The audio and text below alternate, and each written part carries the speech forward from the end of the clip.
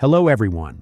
Today we're diving into 5 real-life true crime cases, each grabbing the attention of the public and media. While investigating these 5 cases, detectives face challenges. However, evidence, witness statements, and, in some cases, surveillance footage ultimately helped uncover the truth.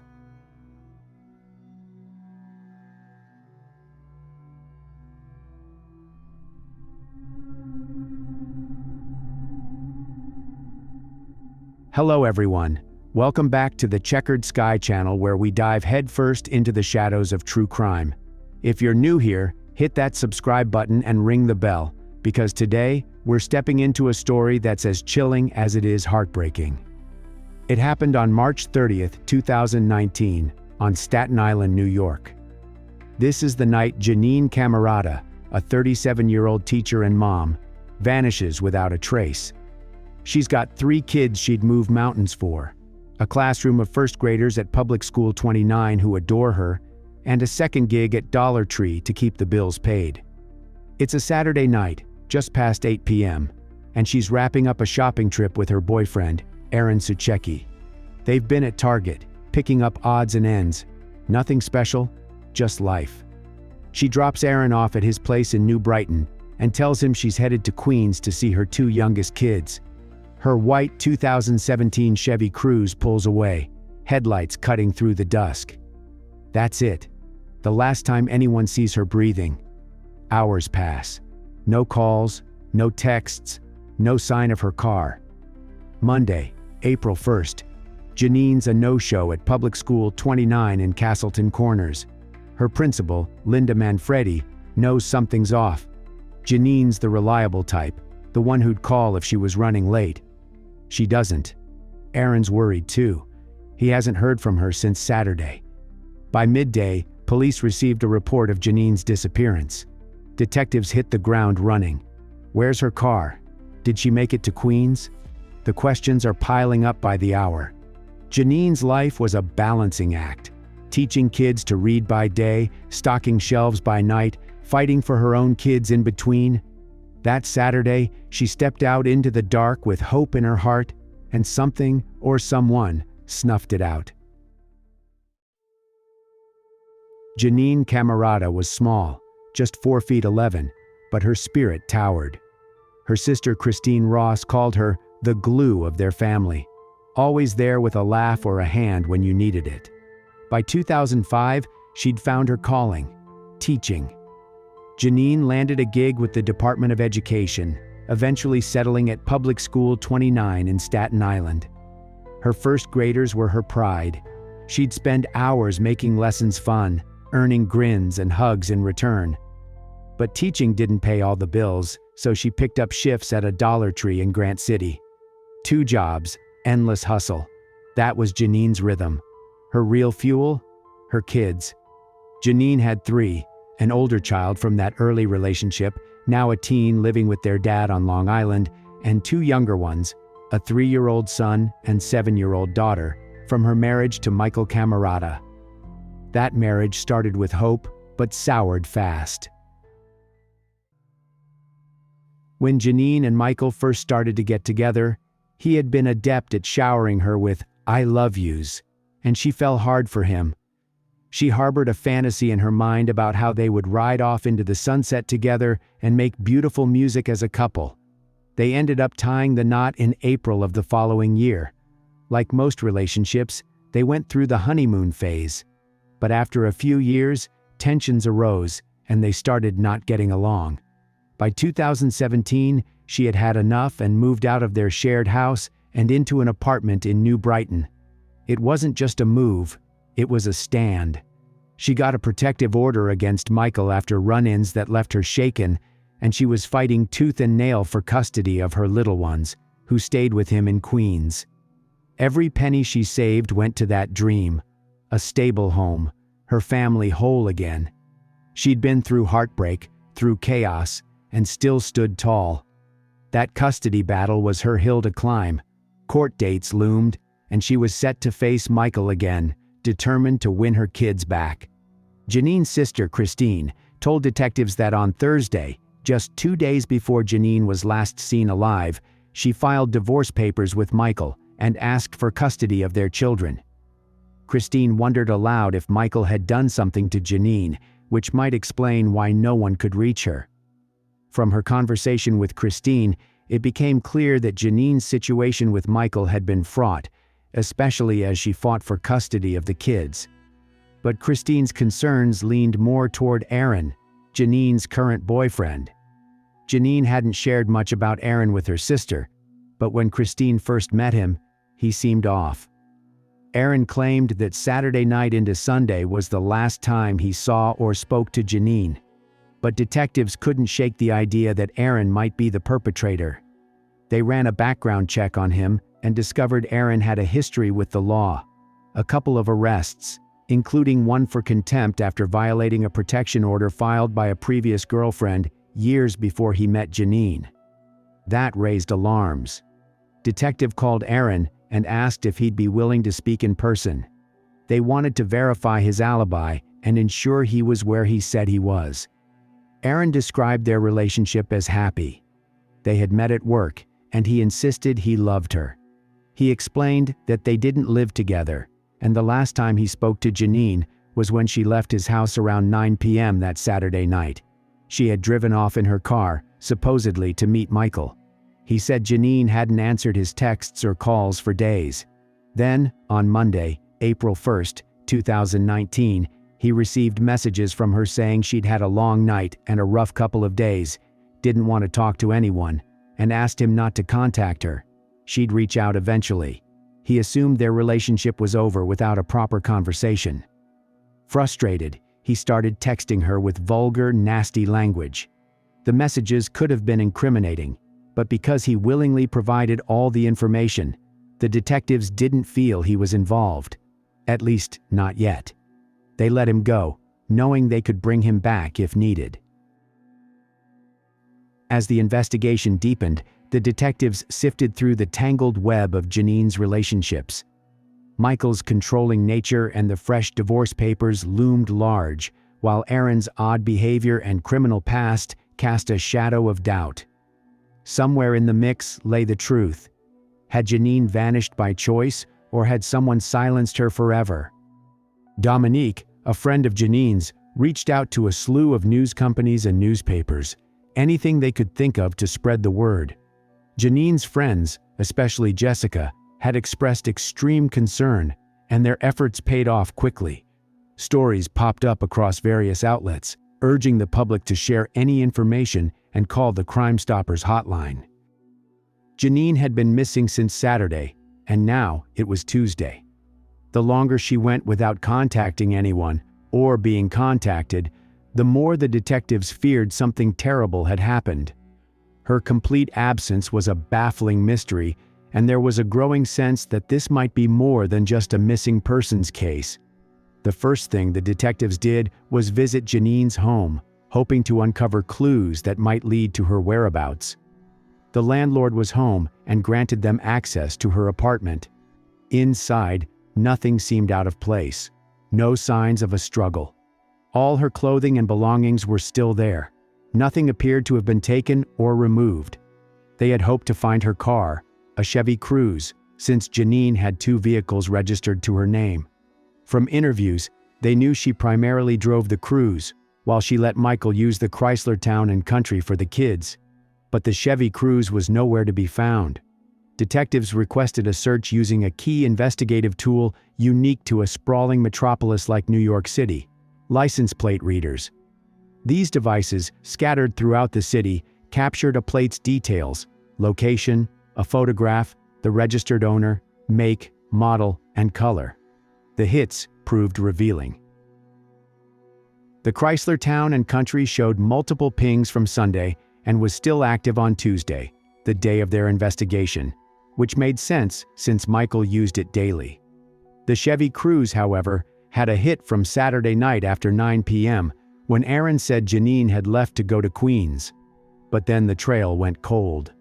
The last hit was Sunday night as the Cruze crossed the Verrazano Bridge back into Staten Island, 24 hours after she was supposedly in Queens meeting Michael.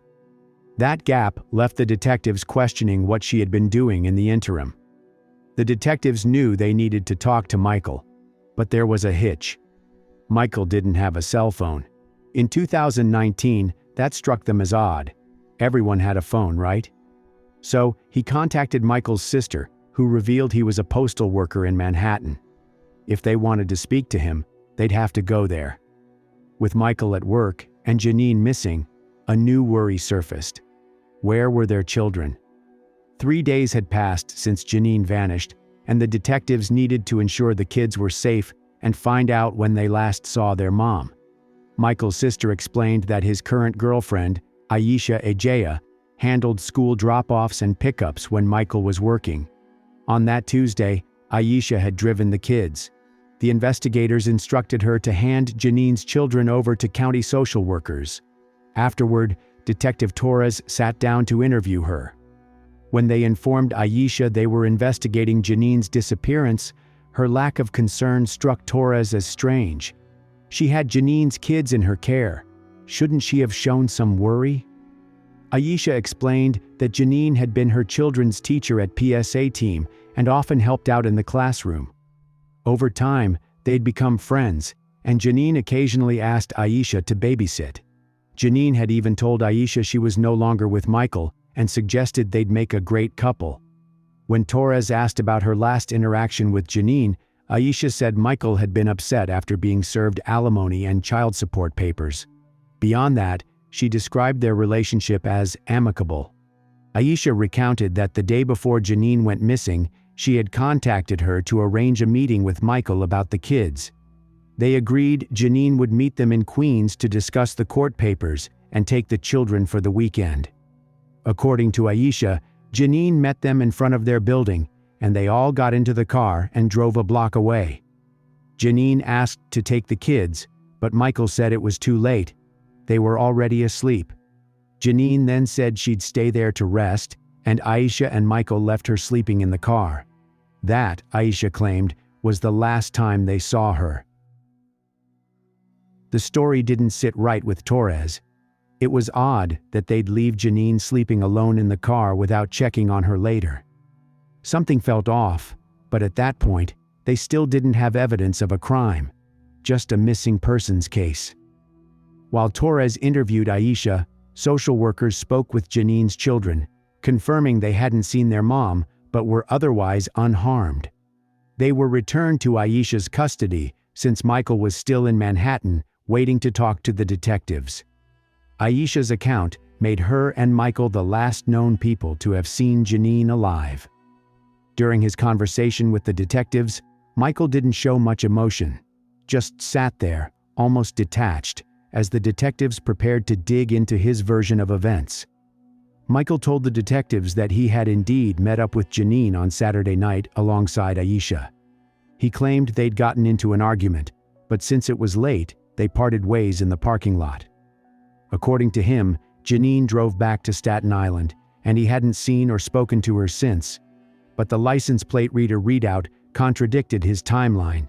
Jeanine's Chevy Cruze had crossed the Staten Island border not only on Saturday night, but another 24 hours later, on Sunday night.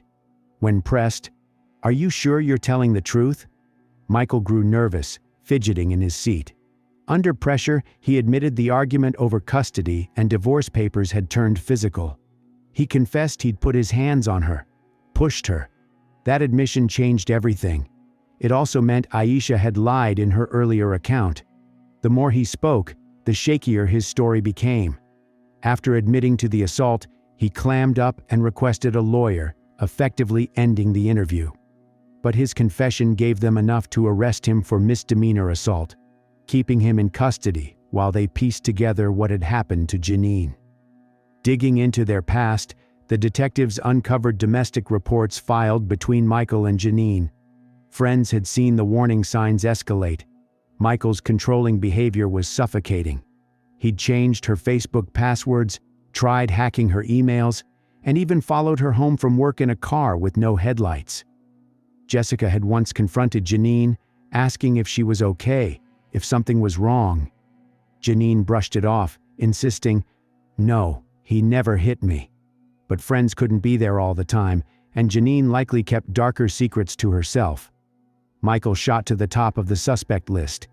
In fact, Jessica Pobega says she was having a text message exchange with someone pretending to be Jeanine Cammarata, not Jeanine, adding she believes that someone was the estranged husband, Michael. Michael Cammarata is now a prime suspect. Detectives reviewed the apartment building's surveillance footage, which was crystal clear. No disputing who was who or when events unfolded.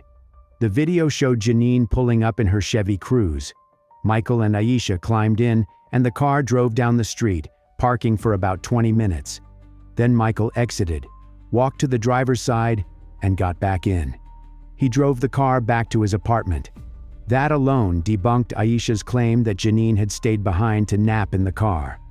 The footage tracked Michael through the courtyard, his face unmistakable. Later, he returned with a shopping cart and a black plastic garbage bag, transferring something heavy from Jeanine's white Cruze into the cart.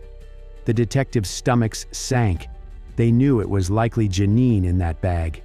Aisha appeared, holding the door open, assisting Michael as he wheeled the cart inside.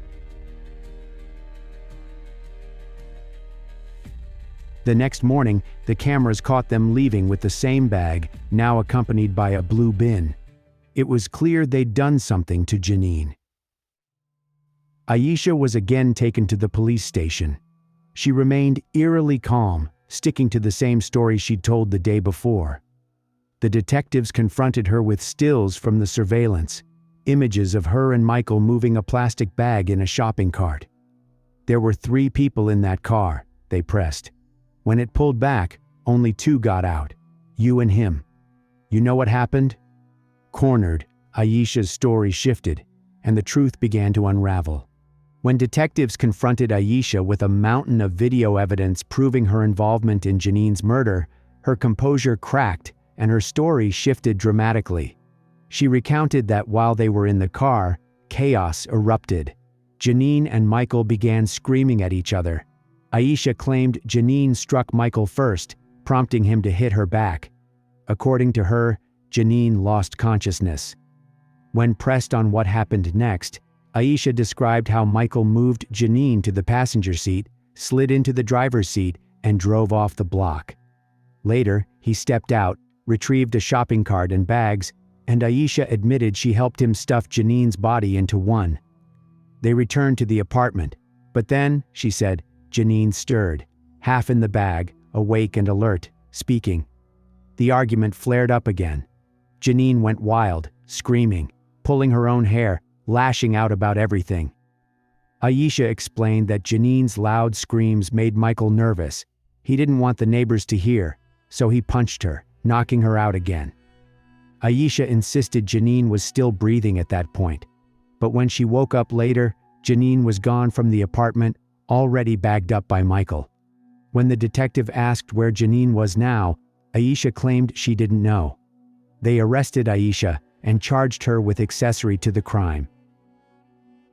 This is the moment the case cracks wide open, a discovery so grim it turns a missing person search into something darker.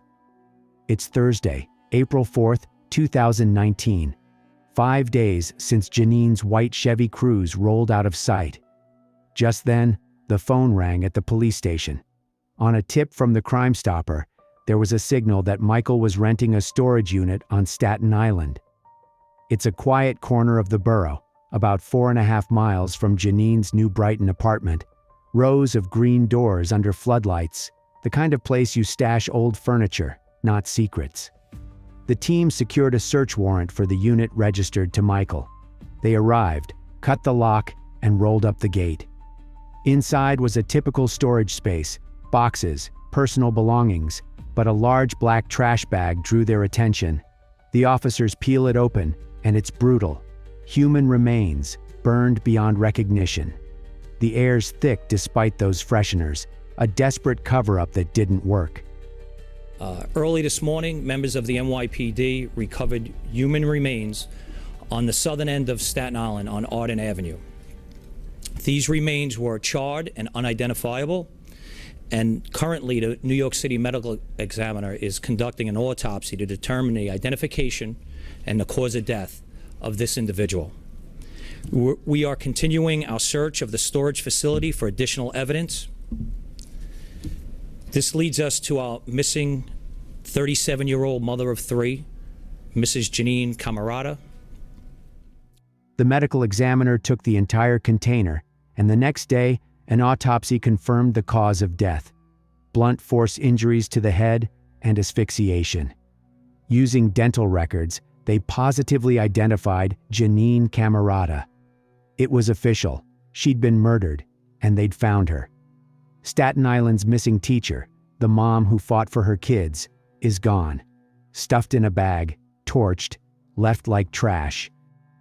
With Jeanine located, the detectives faced the task of proving beyond a reasonable doubt that Michael had killed her and dumped her body.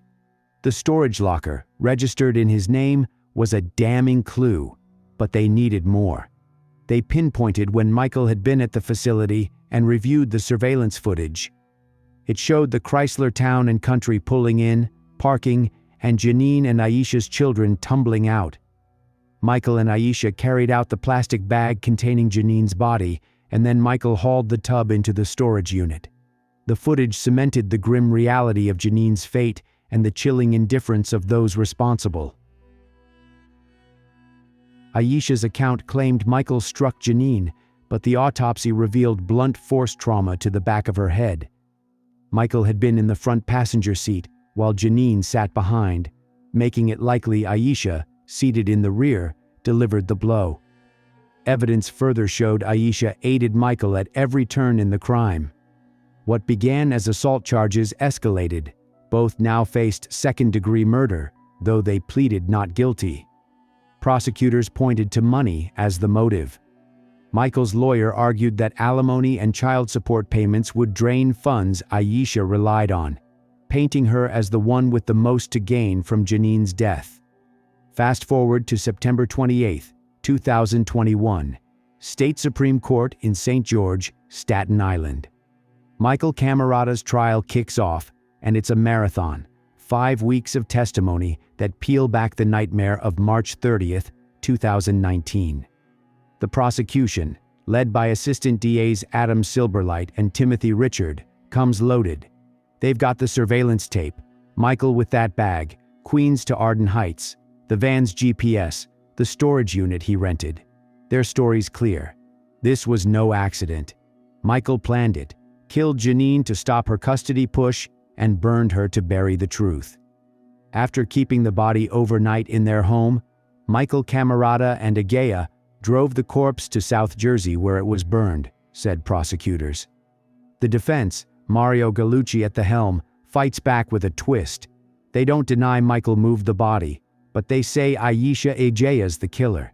She's got 6 kids, they claim, and feared losing Michael's support if Jeanine won in court. On October 18, 2021, after hours deliberating, they call it guilty on all counts: murder, concealment, tampering, the lot. Michael's stone-faced as the verdict lands. Jeanine's sister Christine muffles a sob. November 17th, Judge Mario Mattei sentences him, 23 years to life, no mercy for a heinous act. Michael mutters an apology. "I'm sorry, it's horrible, but it's hollow." I am sorry for everything that happened. I am sorry for Jack, for Catherine, Joey, Christine's kids, because it's true, they will never know Jeanine the way I knew her. Aisha Agaya, meanwhile, took a plea deal, pleading guilty to first-degree manslaughter. The judge sentenced her to a term of 7 to 9 years, which Jeanine's friends and family felt was too lenient. She deserved the same punishment as Michael, if not more.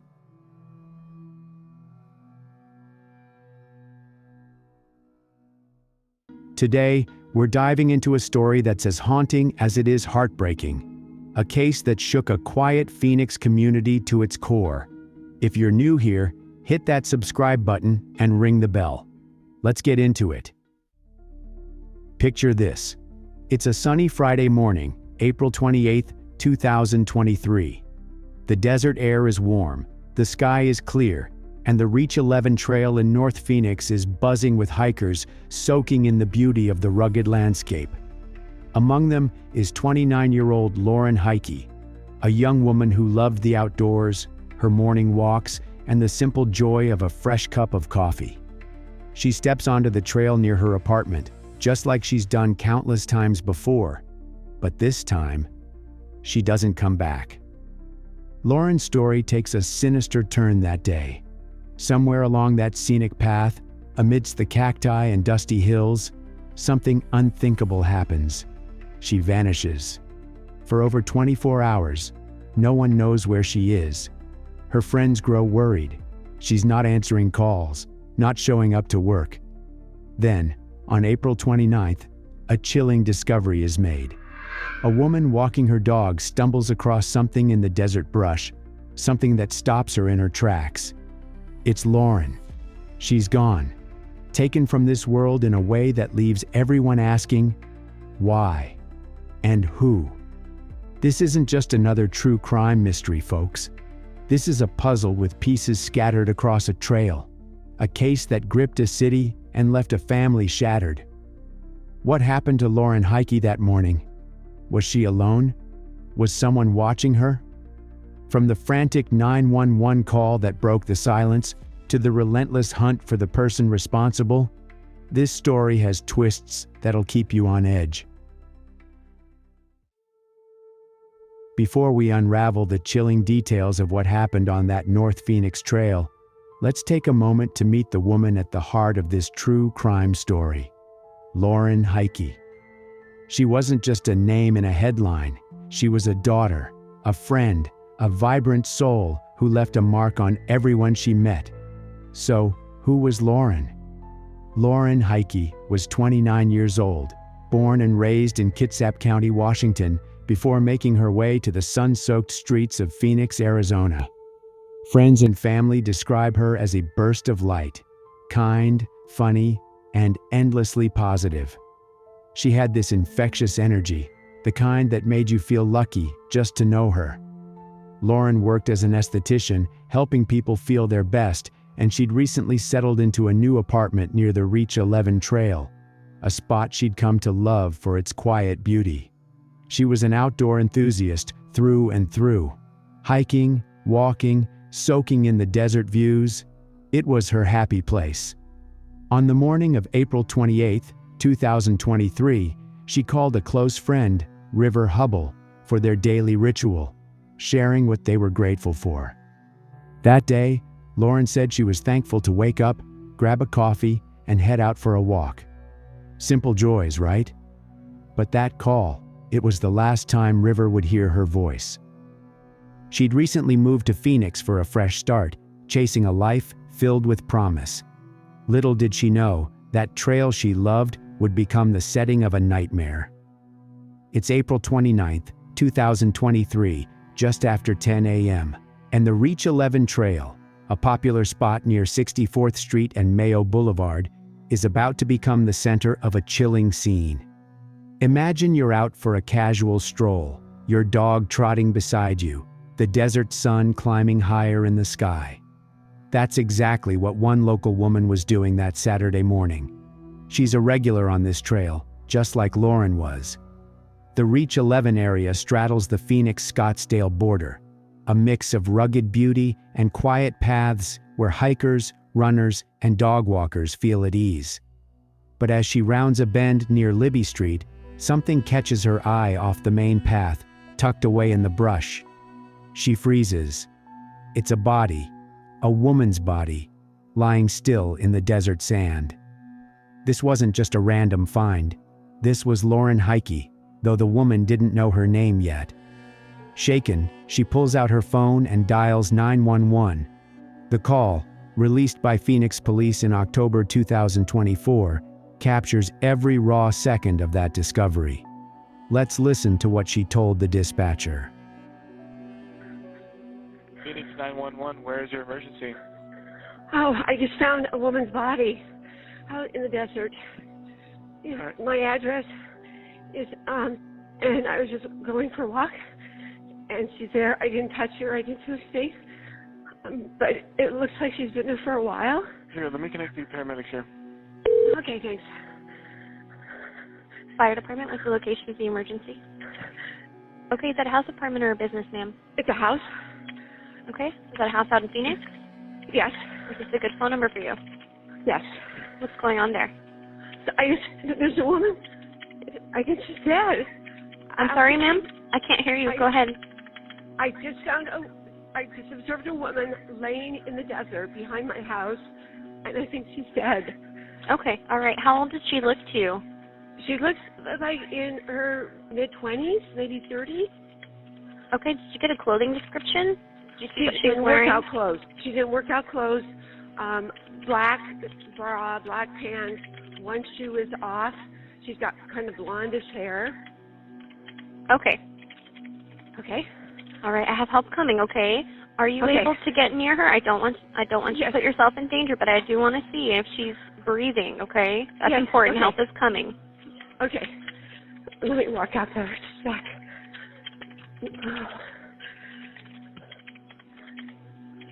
And then are there any weapons or drugs laid out around her?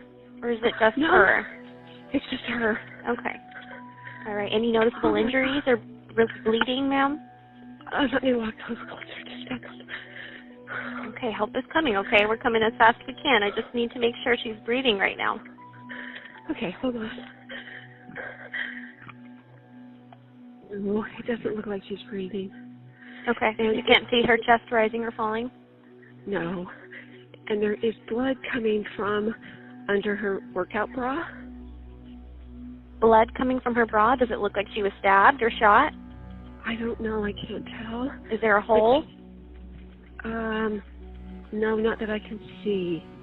But it does look like she's been here for a while. Okay, PD, are you on the phone? That call lasted nearly 5 minutes, and you can hear the tremble in her voice. She's rattled, trying to process what she's seeing. She tells the dispatcher the body's been there for a while, and she's right. Police later confirmed Lauren had been missing for over 24 hours since her hike the previous morning, April 28th. The woman notes blood pooling under Lauren's sports bra, a detail that hints at the tragedy's brutality without needing to say more. Within minutes, Phoenix PD floods the area. Officers arrive around 10:30 a.m., expecting an injured hiker, maybe a fall or heat exhaustion, common calls for this stretch of desert. But one look at Lauren, and they know this is no accident. Her body's off the beaten path, hidden from the casual hiker's view, tangled in scrub and near a barbed wire fence. Signs of a struggle are everywhere: torn clothing, scattered belongings. First responders confirm she's gone, and the scene shifts from rescue to investigation. Now, let's rewind a bit. That same morning, Lauren's friend River Hubble is getting worried. Lauren hasn't answered her phone since their gratitude call the day before, a ritual they never skipped. By Saturday, he's alarmed. She's a no-show at work, which isn't like her at all. River alerts authorities, and around the same time police are rushing to that 911 call. His concern starts aligning with the grim reality unfolding on the trail. The Reach 11 trail isn't some remote wilderness. It's a community spot, nestled near Scottsdale Road and Mayo Boulevard, where people feel safe. That's what makes this so jarring. The woman who found Lauren wasn't a stranger to the area. She was married to a guy who'd waved at Lauren on her hikes before. They didn't know her well, but she was a familiar face. And now, she's the one breaking the silence with that frantic call, unknowingly stepping into a true crime story that had gripped the valley for months. Well, John, that's absolutely right. Good evening. This is the area where 29-year-old Lauren Heike was found. According to neighbors, you can see there are some flowers out here as well in the area where they say her body was found. And to give you some perspective, if you look up there, just how close this area is to a very nice residential area here in the North Phoenix community. And then if we want to take a look over here too, Justin had mentioned in his story some of that barbed wire, that she was chased through barbed wire, just how close that is to where she was found. This is all over this hiking trail out here. But this is just the start of the chaos. that 911 call wasn't the only one police got. In the days that followed, 3 more callers rang in. People who'd seen someone odd lurking near the trail, someone who didn't fit the usual hiker vibe. A man, they said, matching a description that had soon become key. Homicide Lieutenant James Hester takes the lead, and his team knows they've got to move fast. The clock's ticking, and the community's on edge. Hikers don't feel safe anymore. Lauren was last heard from on April 28th, chatting with her friend River Hubble around 10 a.m. She'd headed out for a hike near her apartment, a route she knew well. But by the time that dog walker stumbled across her the next morning, she'd been gone for over 24 hours. Police estimate the attack happened Friday morning, likely between 10 and 11 a.m., in a spot hidden from the trail's main flow. That seclusion? It's a clue. Whoever did this didn't want to be seen. The Phoenix PD's forensic team gets to work, combing the scene for anything that could point to the culprit.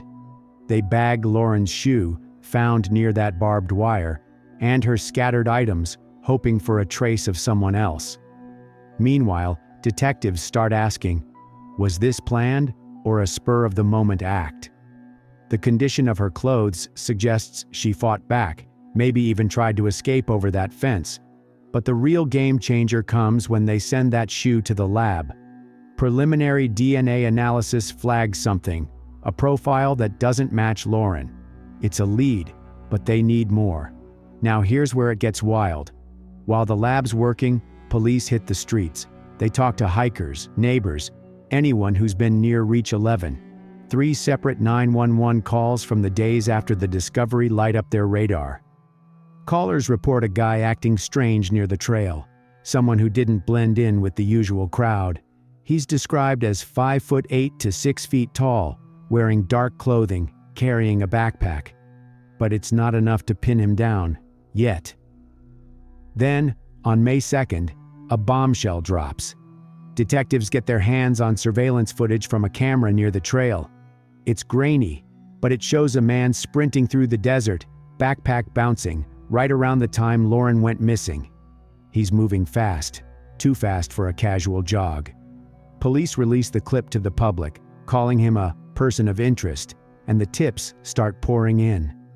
People who've seen this guy before call silent witness, saying he's been spotted in the area.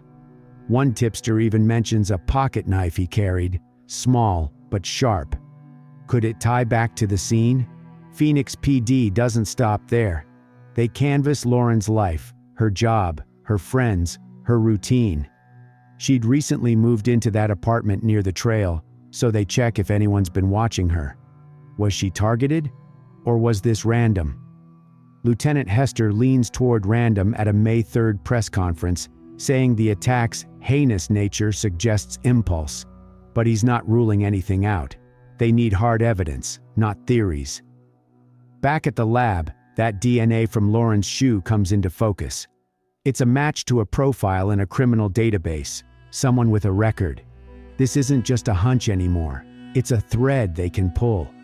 Detectives cross-reference it with the surveillance description: male, early 20s, local. They start building a profile, but they're tight-lipped with the public. Why? Because they're closing in, and they don't want him spooked. By May 3rd, the heat's on. Lauren's family, her parents Jeff and Lana, join police at a press conference begging for help. Lana's voice cracks as she says, "She was my little girl." We just want, of course we want the public to think about this. We want somebody to come forward and help us find this person. Lauren was, obviously she was beautiful, and she was beautiful inside and out. She had such a kind heart. Everybody who met her loved her. She was super funny. She was just a sweet child, just everything to us. And I talked to her every single day, at least once or twice a day, and texted. And every phone call ended with, "I love you, Mom," and every text ended that way. Is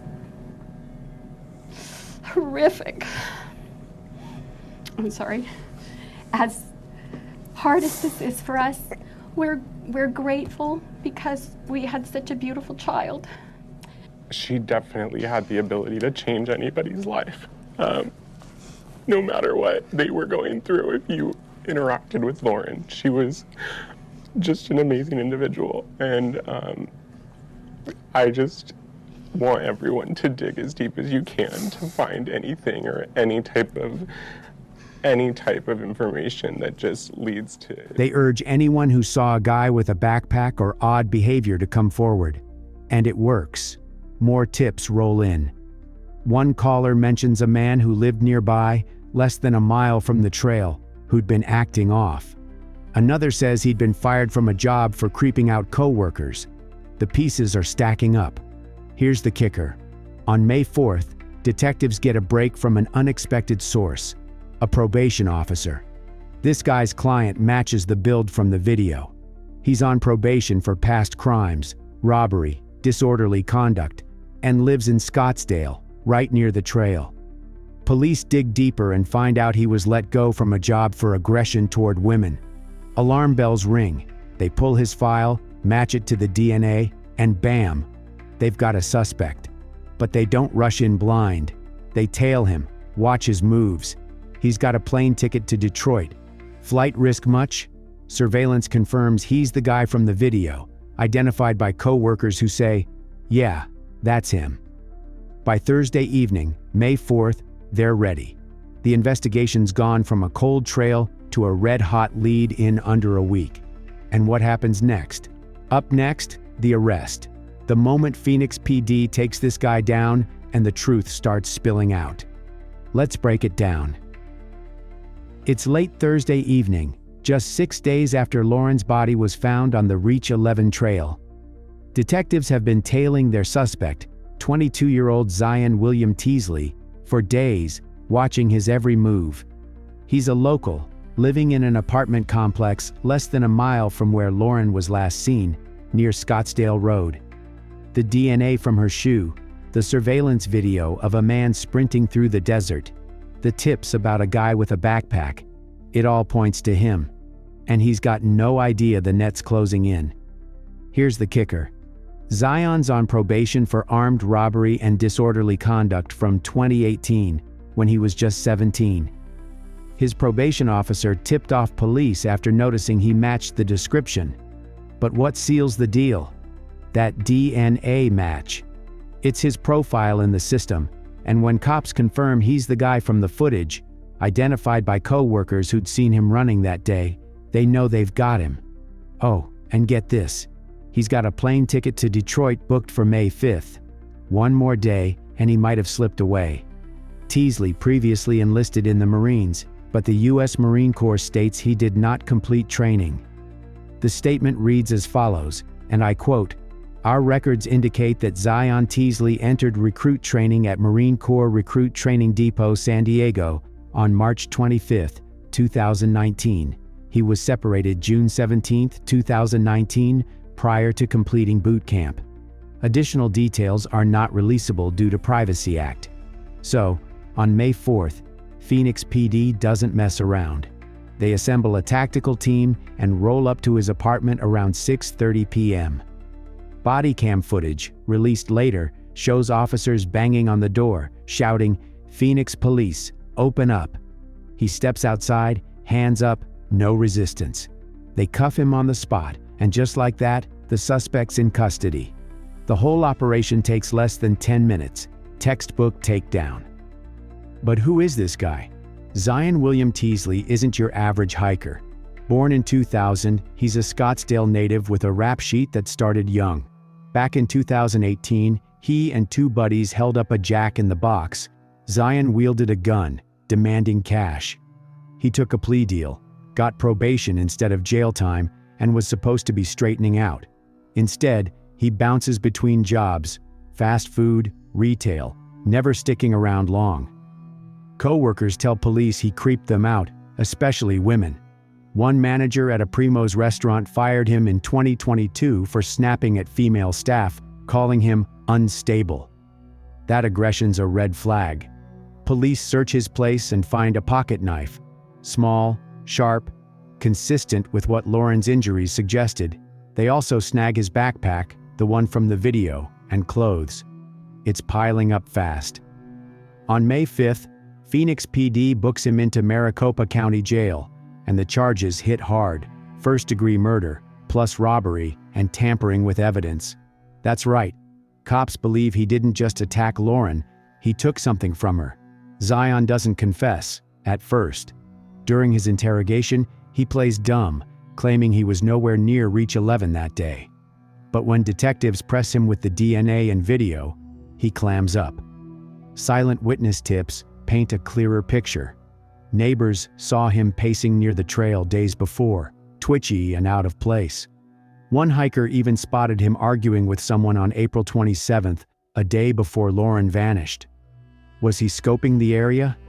Police think so, though they're still piecing together why he crossed paths with Lauren. By May 6th, Phoenix PD's Lieutenant James Hester steps up to the mic. "We believe this was a random act," he says, voice steady. The suspect had no prior connection to the victim. Lauren's parents, Jeff and Lana, stand nearby, faces etched with grief. Jeff thanks the community for tips, saying, "It's because of you we got him." The arrest is a win, but it's not the end. Zion Teasley's behind bars, facing life-altering charges, and his past paints a picture of a guy spiraling out of control. For Lauren's loved ones, it's a step toward justice, but only a step. As of today, this Phoenix case is still unfolding, and Lauren's family is still waiting for justice. The Maricopa County Superior Court has his murder trial scheduled for October 28, 2025. Why the delay? This is a high-stakes case. Prosecutors have DNA from Lauren's shoe, surveillance video of a man running near the trail, and witness tips, all pointing to Zion. But his defense is digging in, likely reviewing every shred of evidence, from cell phone data to that pocket knife found in his apartment. Pre-trial hearings have stretched into 2025, with both sides gearing up for a fight. Back in May 2023, Phoenix PD's Lieutenant James Hester called it a random act. No prior connection between Zion and Lauren. That's still the official line as of now. But the stakes got higher in December 2023, when Maricopa County Attorney Rachel Mitchell filed a notice to seek the death penalty if Zion's convicted. Lauren's family supported that move, saying in a statement through Arizona Voice for Crime Victims, "We'll be there every step to ensure Lauren receives justice." It's a bold call. Capital cases mean extra scrutiny, more preparation, and a longer road to trial. And Zion's legal troubles don't stop with Lauren's case. In July 2024, the Maricopa County Attorney's Office tacked on charges from a 2020 assault and burglary, another knife-related attack where the victim survived. Then, on February 5, 2025, 12 News reported that he was charged with 10 additional charges related to misconduct with minors related to alleged actions in 2019 and 2020. Court docs say he admitted to distributing explicit material back then. He's pleaded not guilty to those two, but it paints a picture of a guy with a tangled past. Armed robbery in 2018, probation when Lauren was killed, and now this. So, where does that leave us? Zion's in custody, held on a $1 million bond from his first court appearance, now non-bondable due to probation violations. The evidence is strong: DNA, video, a history of aggression toward women per co-workers who spoke to police. But no verdict yet. Lauren's parents have stayed vocal, thanking Phoenix PD and the community for support. In a May 2024 ABC 15 interview, they said, "She had so much promise. They've spent 2 Christmases without her, and the wait for trial keeps their grief raw. But justice? That's on hold until October 2025, barring delays. Lauren Heike's case is active, and we'll keep watching. If this gripped you, smash that like button, share it, and subscribe. Share your opinion on this case in the comments. Stay safe, and I'll see you soon."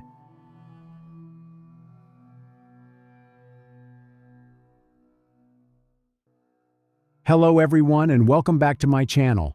Today, we'll delve into the events that occurred in Everett, Washington. Around 1:55 a.m. on September 20th, 2017, several people called 911 after hearing loud bangs. 911, what is the emergency? I don't know what happened, but there were potentially gunshots. Did you see anything, or? Yes. I saw them run down the driveway. They were dressed all in black. When the police arrived at the scene 10 minutes later, they saw a terrible picture on the doorstep. 24-year-old Alisha Canales-McGuire was lying right outside the door. Unfortunately, she was already dead. Investigators solved this heartbreaking case thanks to social media and CCTV footage. Alisha was born in Mount Vernon, Washington, to Manuel and Michelle Canales on October 29, 1992. She worked as a caregiver for a good portion of her adult life because she loved taking care of people and always wanted to help everyone. Alisha grew up on a farm and started working at age 5. She knew the value of hard work and often returned to the family farm to help out. Spending time with family was very important to Alisha, and she saw and spoke with them frequently, never forgetting to say, "I love you," when saying goodbye.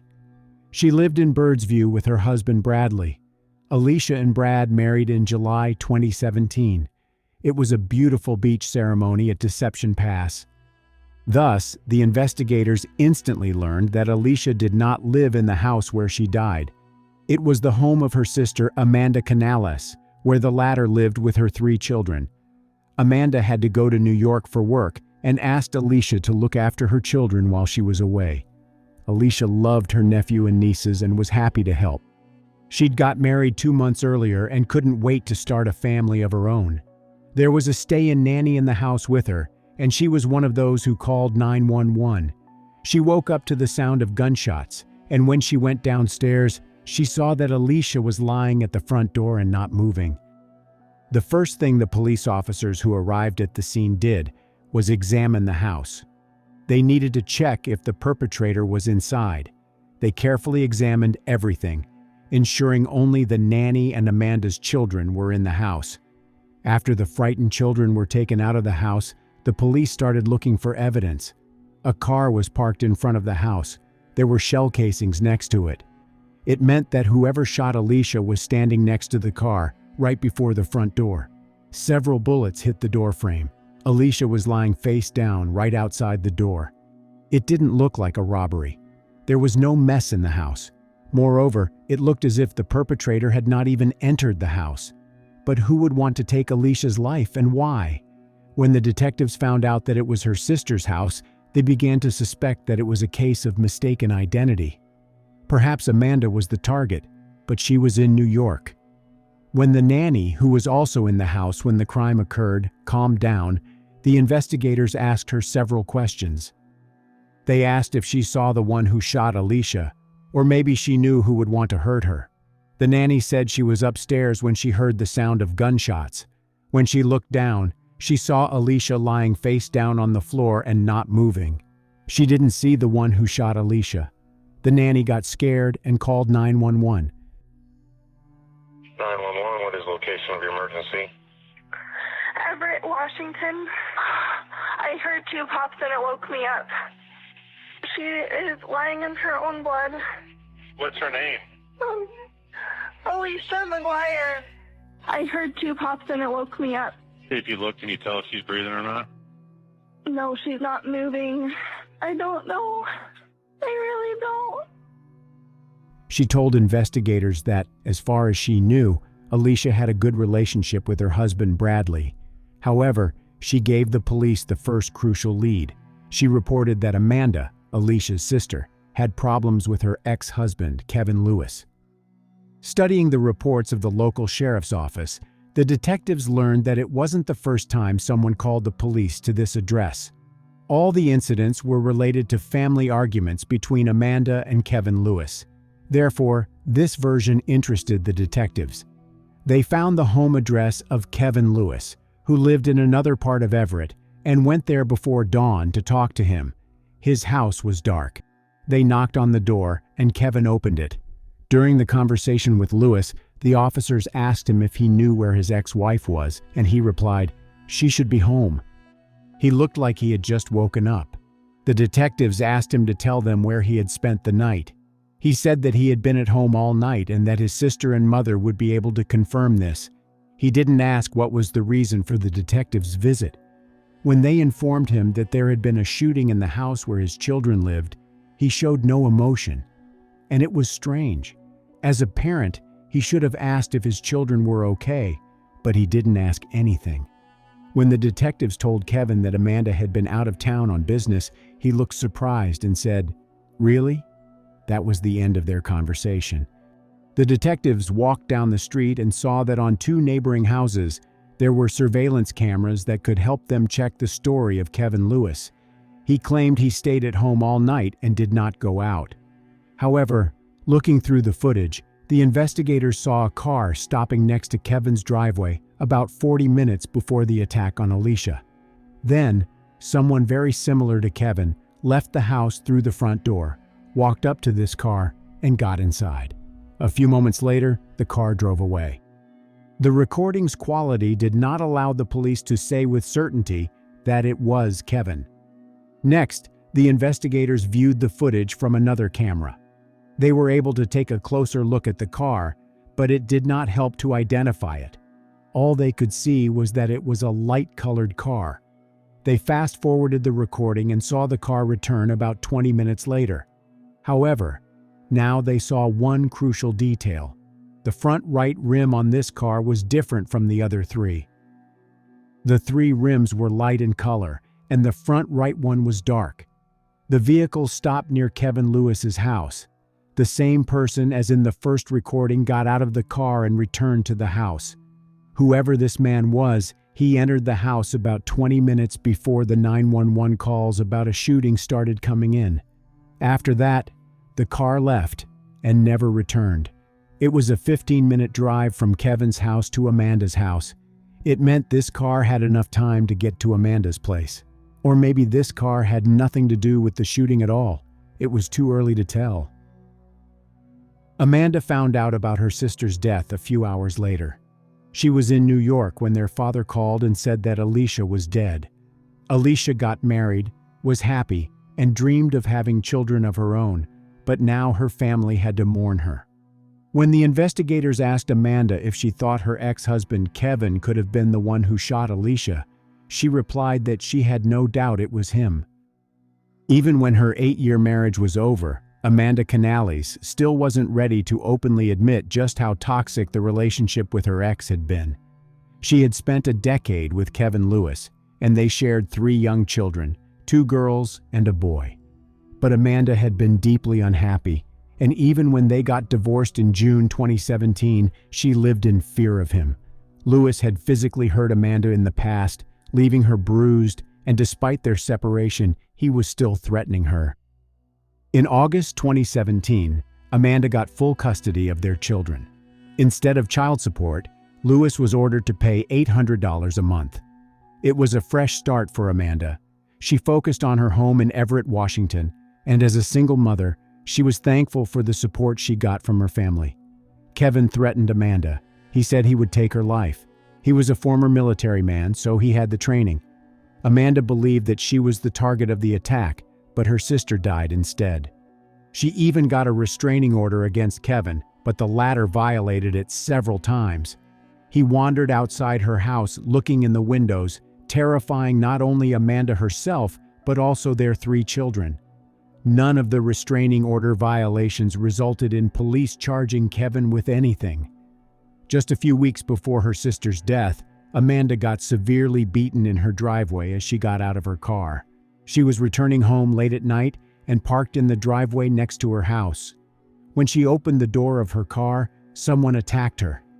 It all happened so fast that she didn't have time to see the attacker's face, but she had no doubt who was behind it.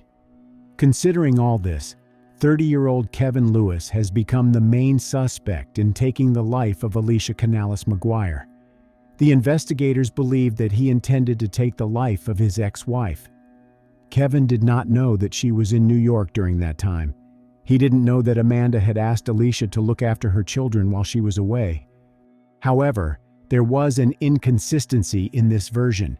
If the man in the footage was really Kevin, it meant he was at his house at the time of the shooting. In addition, his sister and mother provided him with an alibi. Therefore, the police continued the investigation and considered different versions of what happened. They returned to Amanda's house to take another look at everything. Examining the trajectory of the bullets, experts concluded that Alisha was shot when the door was partially open, and the shooter fired at least 7 shots, which originated from the exterior of the residence and came into the interior.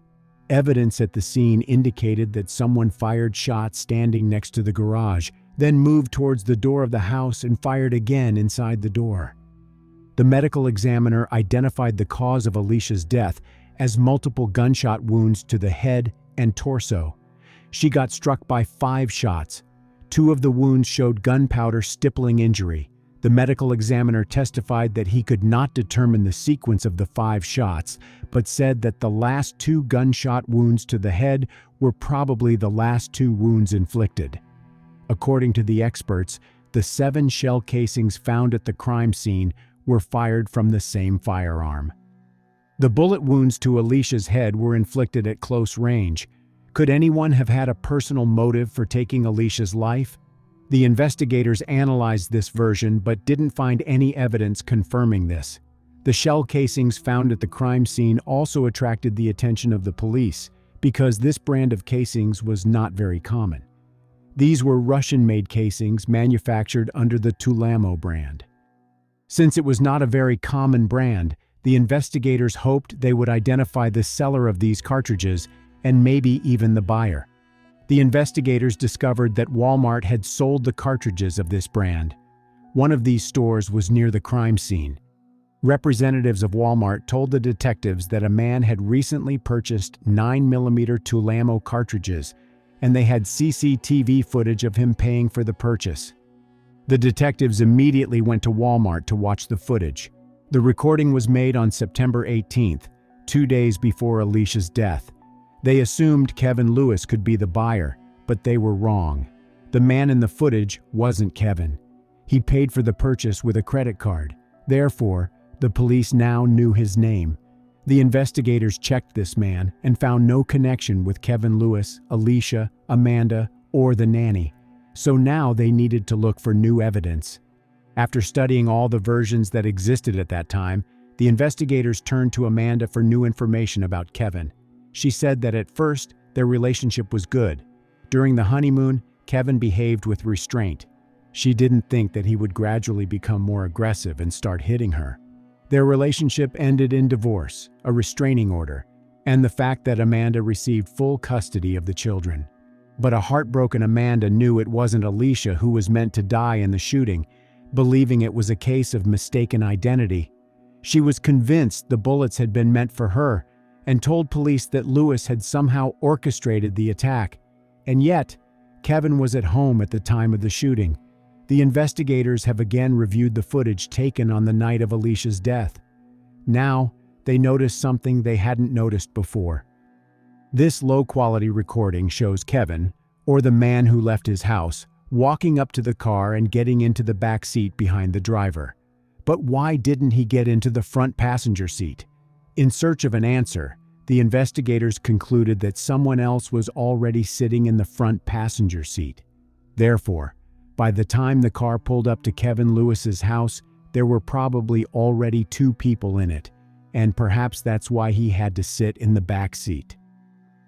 The police had no evidence to link Kevin to Alisha's death. However, they gathered evidence of Kevin's attacks on his ex-wife Amanda and arrested him. In November 2018, the court sentenced him to 3 years in prison. Meanwhile, more than 1 year passed since Alisha's death, but her case remained unsolved. The break in this case occurred only in 2019 when the police station received a call from a woman who had important information. The detectives had a tip-off about a girl living in nearby Spokane who had been to a party and bragged about being hired to take someone's life on York Road, the road where Alisha was gunned down.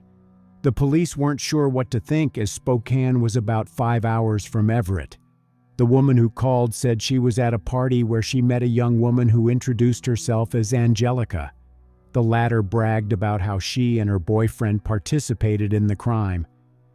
According to this woman, Angelica said someone died because of a shot in the head. They were shooting from around the corner and were hired by the children's father. Moreover, Angelica said they took the wrong person's life. It was a case of mistaken identity. The police have never announced the details of this case. Only the investigators and family members knew that Alisha had been shot in the head. Considering that Angelica knew many details of the crime, the police became interested in this information. While looking for Angelica, the investigators learned her real name was Alexis Hale. They found photos of her with a 9mm pistol on her social media. Perhaps it was the weapon of the crime. There were also several videos where a man was present in the background. It was Alexis's boyfriend, Jeanine Phelps. On the night of Alisha's death, Alexis Hale posted a video filmed through the windshield of a car. Analyzing the road signs, the investigators determined the exact location of this car at that moment.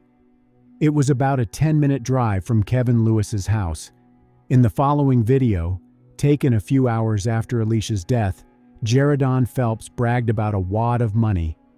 The investigators saw 5 comments under Phelps's photo on social media, and one of the comments was from his aunt. When they clicked on his aunt's social media profile, they recognized her as Kevin Lewis's mother. It turned out that Jeanine Phelps was Kevin's cousin. The police had sufficient grounds for arrest. The first person to be handcuffed was Alexis Hale. She screamed and said the cops couldn't arrest her because she was only 17 years old. She knew why she was arrested and demanded a lawyer. During the same time, the police arrested Jeanine Phelps in another part of the city. The investigators used Phelps and Hale's phone records to show that they had driven from Spokane to Everett to carry out the shooting, and security footage from Lewis's neighbors showed someone getting into a car in the early hours of September 20th. The man in a white top left at 1:13 a.m. and returned at 1:37 a.m. When the police went to see Lewis after Alisha's death, he was wearing a white top. Alexis didn't tell the investigators anything. Kevin Lewis was in prison at the time and was serving his 3-year sentence for assaulting Amanda. Therefore, the investigators hoped to get some information from Phelps. Who was the person that put you up to this? His name is Kevin. Now, the police had a confession and the name of the man who hired Hale and Phelps. As the investigators suspected, it was Kevin Lewis. They took Phelps to the crime scene, and he told them more details of the crime. When I initially took Kevin here, he just showed me where the house was, and I turned around and I was taking him back to his home. Okay. So now, when you come back, Wow. where did you park? Right there, sir. Now, when you, where you were standing, you see the numbers on the corner there? Yeah. Were you standing about in that area there? Yep, right there. Okay. When Lexi knocked on the door, Yep. how far did the door get open? It wasn't very far. She peeked her head out, and as Lexi was walking towards us, her back was to the door, the woman was looking at Lexi, and then I came around the corner, and it took her maybe, I want to say by the 3rd or 4th shot, I felt like I was shooting the door. She closed the door, and then I opened it back up, and then I think I let 2 more off, and then I'm gonna say she closed the door again. You just run at that point. I ran. Kevin Lewis, who was already in jail on an unrelated charge, was arrested on charges of aggravated murder with a firearm, conspiracy to commit murder, and solicitation to commit murder for the September 2017 death of Alisha Canales-McGuire. In July 2020, Phelps, by then 20, pleaded guilty to premeditated first-degree murder. The court sentenced him to 31 years in prison. Hale, then 18, pleaded guilty to the same charge and got 15 years. Phelps testified at the trial that he had committed the crime for money and the street cred. Phelps spent the money Lewis paid him to get some tattoos and buy a pair of Timberland boots and a Ferragamo belt buckle. He claimed his former girlfriend had got the pistol from a family member and he had shared $200 with her. Lewis pleaded not guilty and faced a trial later that year. The prosecution said that he had paid $2,400 to his cousin and his girlfriend to get his ex-wife out of the way. He'd turned them into teenage assassins, but in a tragic case of mistaken identity, it had been Alisha who had opened the door. Phelps said Lewis had directed them to the home but claimed he didn't know who the target was, just the address. On the way back, Lewis handed Phelps an envelope of money. After dropping Lewis back at his residence, Phelps and Hale returned to the location Lewis had pointed out. The two exited the vehicle and walked towards the home. Phelps stopped next to the garage while Hale went to knock on the front door. As Alisha opened the front door, Hale walked off, and Phelps fired the gun until it was empty. Phelps fired the first few shots from his position near the garage and fired the last couple after walking up to the front porch. The muzzle of the gun crossed the threshold. The last couple of shots were around the neck and head area. Phelps and Hale left in their car, but then returned because they believed they might have left a glove at the scene. When they returned, they saw police cars, so they turned around and left. They accessed GPS directions and drove back to Spokane. The defense argued that Lewis had never actually used the word kill when talking to his cousin and had simply said to get the target out of the way. But the prosecution reminded the court of Kevin's history of violence and the threats he'd made against Amanda. This case is about power and control, they said, and the intention was clear. Amanda called him pure evil. She recalled in disbelief how he had played with their children, who were in the house when she was meant to die. I thought that you loved them, but someone who loved them would never want to subject them to danger and to trauma, she said. Did you care that if it was just me home that night, they would have woken up to find their own mother dead, lying in a pool of blood? She also talked about finding a safe home for her children. They're healing and they're moving forward, despite all of the damage that you caused, she told Lewis. And in case you're wondering, they don't ask about you or talk about you at all.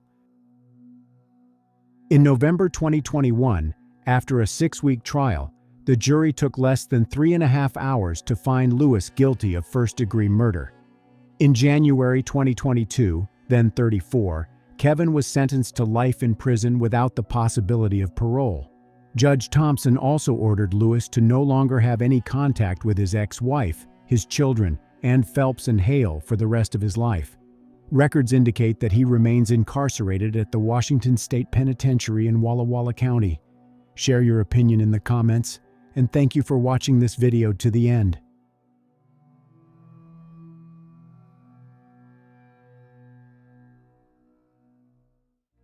This is the story of Heather Stigliano, a 19-year-old with everything ahead of her, until one November day in 1991, when it all came crashing down. Picture this. It's early November 1991. Myrtle Beach is winding down from its bustling summer season. The tourists are gone, the boardwalks are quiet, and the air carries that crisp hint of fall. Heather Stigliano had only been in town for a few months. After graduating from high school in rural New Jersey about a year ago, she packed up her belongings and moved here. Acting, singing, the bright lights of a stage, she wanted it all. She rented a little place near the beach, took a job slinging plates at a local restaurant, and told her mom she'd make it big. But something shifted. By November, her calls home grew quieter, sadder. She was homesick, maybe even a little lost. And then, silence. For a week, no one heard from Heather. Her friends got worried. Her mom, Susan, even more so. That last call, where Heather confessed things weren't going as planned, replayed in Susan's mind like a broken record. So, her friends did what friends do. They went to check on her. They knocked on the door of her apartment. No answer. Her car? Gone. But something told them to look closer. And when they did, what they found inside would turn this quiet beach town upside down. Heather Stigliano was dead. Her dreams of fame, her new life in Myrtle Beach, all of it snuffed out in an instant. Who took Heather's life and why? Let's find out. Before we can unravel the shadows that swallowed her dreams, we need to know who she was. A small-town girl with a big heart and even bigger ambitions. Heather Stigliano wasn't just a name in a case file. She was a daughter, a sister, a friend, and a dreamer. Born in 1972 in Dover, New Jersey, Heather grew up in a close-knit family, surrounded by rolling hills and quiet streets. Her parents, Victor Stigliano and Susan Wright, raised her with love and support, alongside a younger brother and sister who looked up to her. Heather's childhood wasn't picture perfect. Her parents' divorce shook things up when she was still finding her footing, but it didn't dim her spirit. By the time she was a teenager, Heather had lived in a handful of places across New Jersey and Pennsylvania: Newton Ransom, Mount Arlington, Roxbury, each move shaping her into someone resilient, adaptable, and fiercely independent. She spent years at Abington Heights School in Pennsylvania, where teachers remembered her as bright and creative, before finishing high school at High Point Regional in Branchville, New Jersey.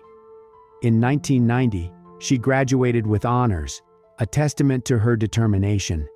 But Heather wasn't content with just a diploma.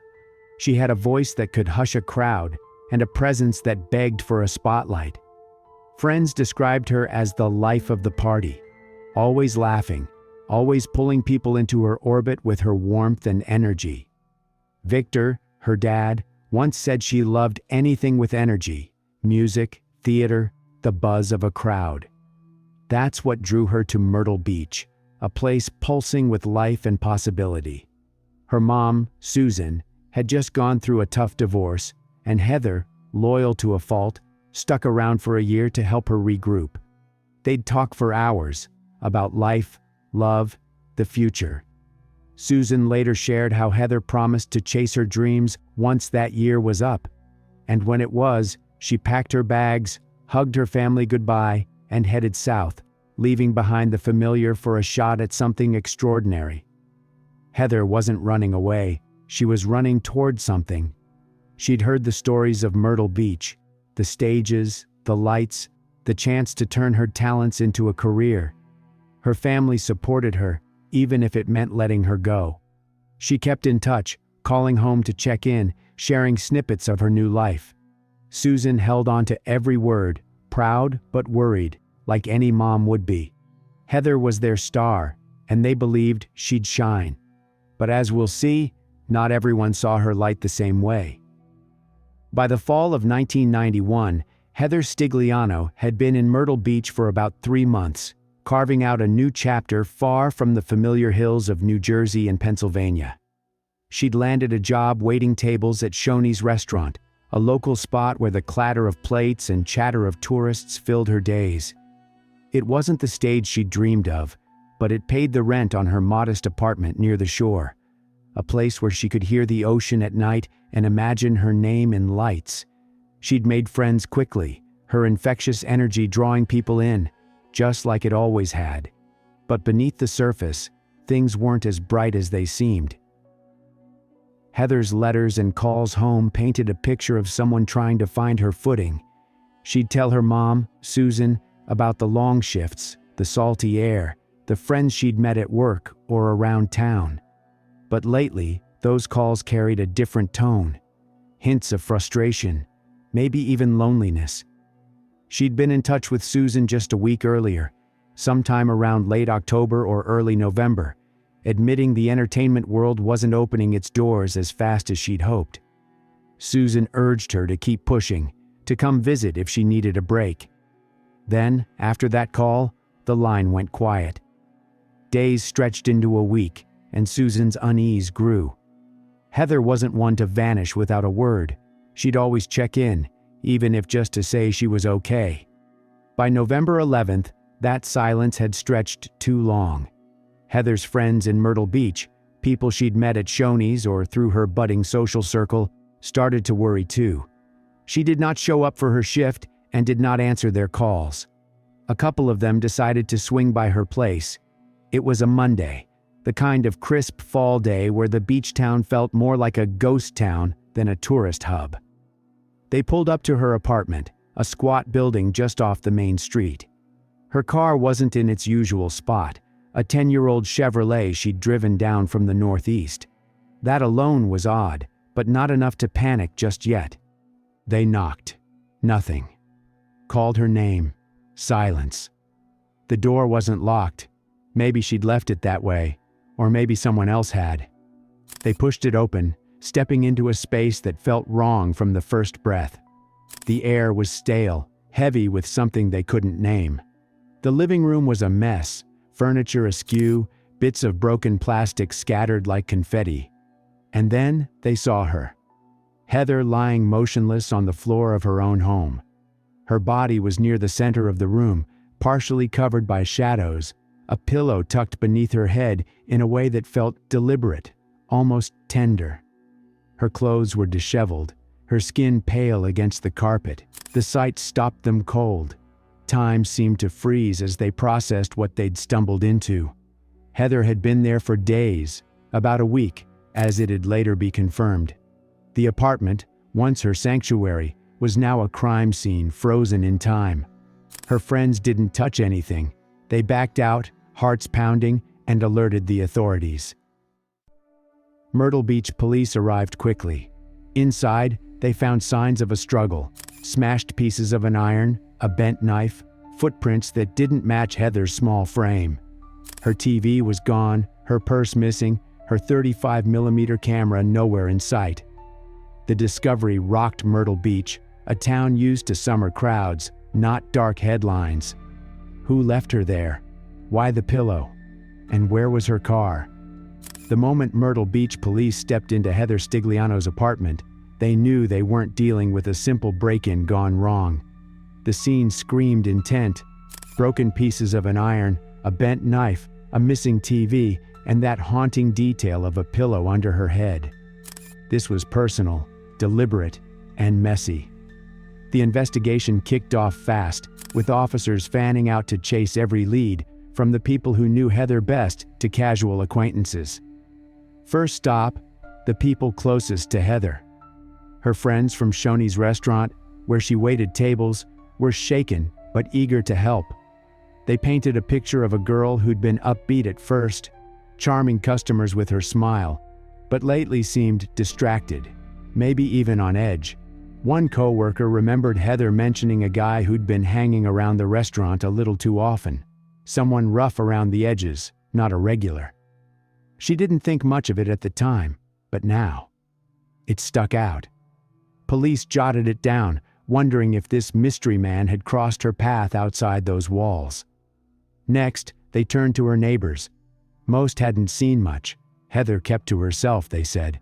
But one older woman across the hall recalled hearing a loud thump a week earlier, around November 4th. She'd brushed it off as furniture moving, but the timing lined up too perfectly to ignore. Heather's family, though miles away, became the emotional backbone of the early investigation. Susan, her mom, was on the phone with detectives daily, replaying that last call where Heather sounded homesick. She insisted Heather didn't have enemies. She was too kind, too trusting. But Susan did mention an ex-boyfriend, a military pilot from Pope Air Force Base. They'd split before she left for Myrtle Beach, and Heather had told her mom he wasn't thrilled about it. Could jealousy have followed her south? Police tracked him down fast. Turns out he was deployed in Saudi Arabia the entire week of November 4th. Airtight alibi, scratched off the list. Then came another lead from Susan, a party Heather had gone to a few weeks back. She'd gotten tipsy, passed out, and later told her mom she thought something bad happened. Maybe an assault by a guy there, an Air Force pilot married to one of the guests. Heather had been shaken, even considered reporting it. Was he covering his tracks? Police hauled this second pilot in for questioning. He admitted to being at the party but denied everything else. His fingerprints didn't match anything in the apartment, and his wife swore he'd been home that week. Another dead end. Meanwhile, the physical evidence was piling up. Those size 11 sneaker prints in the carpet? Too big for Heather's petite frame. The broken iron pieces and bent knife hinted at a fight. Someone strong, desperate. And then there was the missing car, a beat-up Chevrolet she'd driven from New Jersey. If they could find it, they might find who took it. Detectives hit the streets, asking around town, had anyone seen Heather's car? A gas station clerk a few blocks away thought he'd spotted it late one night, driven by a scruffy guy he didn't recognize. It was a start, but not enough. Days passed, and the case risked going cold. No solid suspects, no car, just whispers and dead ends. Then, on November 14th, a break came from 400 miles away. An antique dealer in Pawleys Island, 26 miles south of Myrtle Beach, called police after seeing Heather's story on the news. A man had walked into his shop a week earlier, twitchy and pushy, trying to sell a 35mm camera matching the one missing from Heather's place. The dealer didn't buy it, something felt off, so he wrote down the guy's license plate as he sped off. That plate? It matched Heather's stolen Chevrolet. Bingo. Police traced it to Melbourne, Florida, where local cops had just pulled over a 38-year-old drifter named James Bernard Whipple for a traffic stop. A construction worker turned drug addict. He'd been in Myrtle Beach that fall, bouncing between odd jobs. Co-workers told police he'd vanished from work around November 4th, same time Heather went quiet. But did he know her? That was the question burning through the investigation. Some of Heather's friends vaguely recalled her mentioning a guy who'd crashed on her couch once. A friend of a friend, down on his luck. Could it have been Whipple? Police pressed witnesses harder. A Shoney's regular swore he'd seen a scruffy guy matching Whipple's description chatting with Heather during a slow shift. Nothing flirty, just casual. That night, a routine traffic stop turned into the break they'd been chasing. Melbourne PD spotted a suspicious car weaving through town, ran the plates, and got a hit. It was Heather Stigliano's missing Chevrolet. The arrest was swift. Whipple didn't resist, didn't run. Maybe he knew the game was up. But who was this guy, and what drove him to snuff out a 19-year-old's dreams? Let's peel back the layers. James Bernard Whipple wasn't some mastermind criminal. He was a man unraveling, piece by piece. Born in 1953, he'd spent his life bouncing around the Southeast, a construction worker by trade, but a thief and addict by habit. His record stretched across 4 states, South Carolina, Florida, Georgia, North Carolina, dotted with burglaries, grand larcenies, unauthorized car use, petty theft, even a couple DUIs with resisting arrest thrown in. Illegal substances had sunk its claws into him years back, shredding his marriage, his family, everything stable. By 1991, he was a ghost in Myrtle Beach, picking up odd jobs, crashing wherever he could. Friends, or what was left of them, said he'd hit rock bottom, desperate for cash to feed the habit that owned him. That night in Melbourne, the evidence was a neon sign pointing straight at him. Inside Heather's car, cops found her purse, a serrated steak knife with blood still clinging to it, pieces of that broken iron from her apartment, and a pair of men's athletic shoes, size 11, caked in dried blood. A search of his nearby motel room turned up more. Her TV, her 35mm camera, items he'd snatched to pawn for his next fix. Whipple didn't waste time playing innocent. Once hauled into custody at Brevard County Jail, he started talking. He admitted he'd been in Heather's apartment on November 4th, 7 days before her friends found her. His story? He'd gone there looking for money, knew she was a waitress with tip cash stashed away. What happened next, he claimed, was a blur of drugs and desperation. Whipple said he'd met Heather through a mutual friend, Chris Harkins, a guy he'd worked with. Maybe she'd let him crash on her couch once. Maybe she just recognized him enough to crack the door. Prosecutors believed he used that thin connection as a ruse, asked if Chris was there, got her to let him in. Once inside, things spiraled. He beat her with the iron until it shattered, stabbed her with the knife, strangled her with whatever he could grab. A lamp cord, they'd later confirm. Then he cleaned up, just enough to cover his tracks, took what he could carry, and bolted in her car. The pillow under her head? A twisted afterthought, a sign he knew her, even if only faintly. Back in Myrtle Beach, the charges hit hard and fast. Whipple was extradited from Florida and booked on a laundry list. First-degree murder, criminal sexual conduct in the first degree, armed robbery, and grand larceny of a motor vehicle. Illegal substances have turned Whipple into a predator, and Heather, young, trusting, alone, was in his path. The evidence was stacked against him: bloody shoes, her stolen car, a confession tying him to that brutal November night. But in a case this raw, justice wasn't just about catching the guy, it was about proving it, beyond doubt, and giving Heather's family some kind of closure. What unfolded over the next few years wasn't a straight line to resolution. It was a roller coaster of pleas, trials, and a sentence that shifted more than once. Let's walk through it. Whipple's legal journey started with a plea. In 1992, just months after his arrest, he pleaded guilty to first-degree murder, armed robbery, and grand larceny of a motor vehicle. It wasn't a full trial yet, more like a deal to dodge the death penalty. His lawyers pushed for life in prison, hoping to spare him the needle.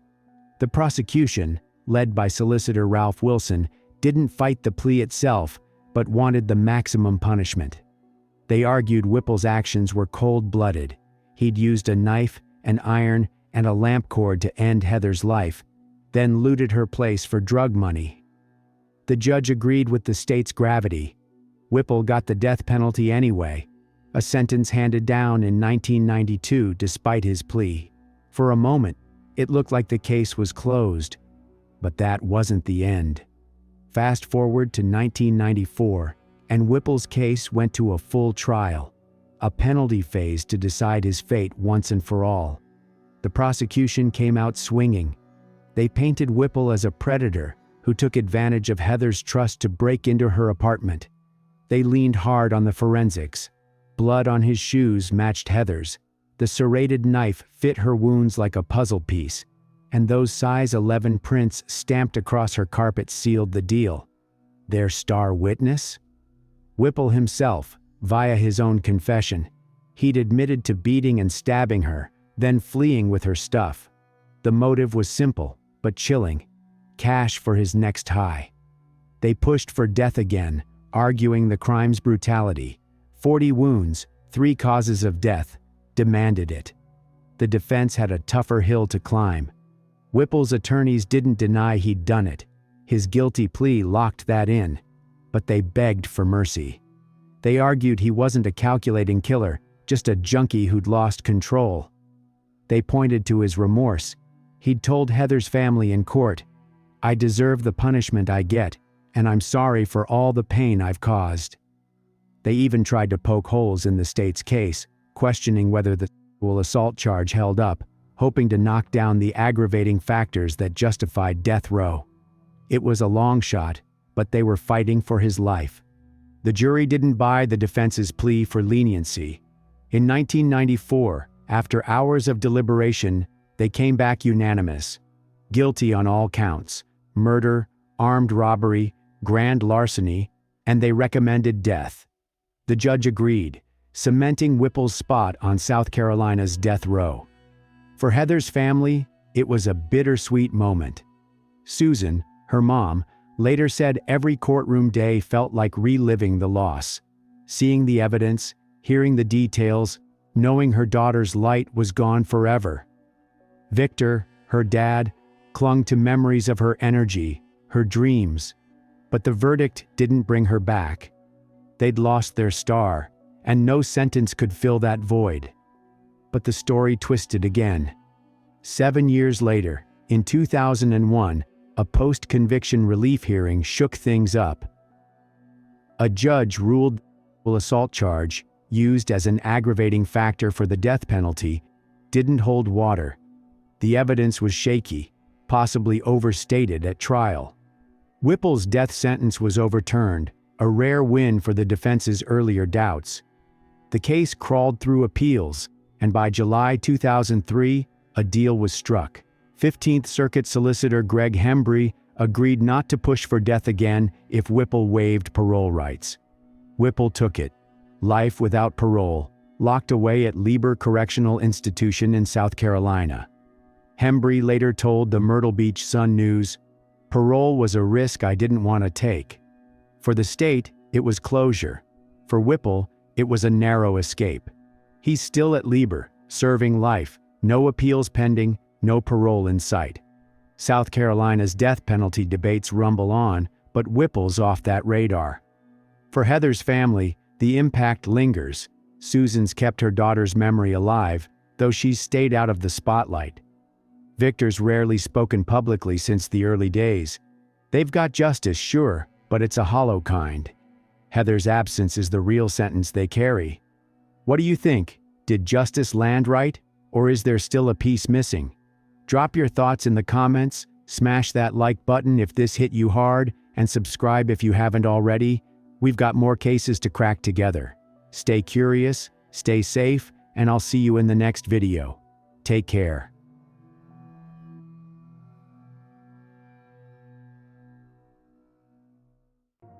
The Almalekis had moved to the United States from Iraq when Noor was 4.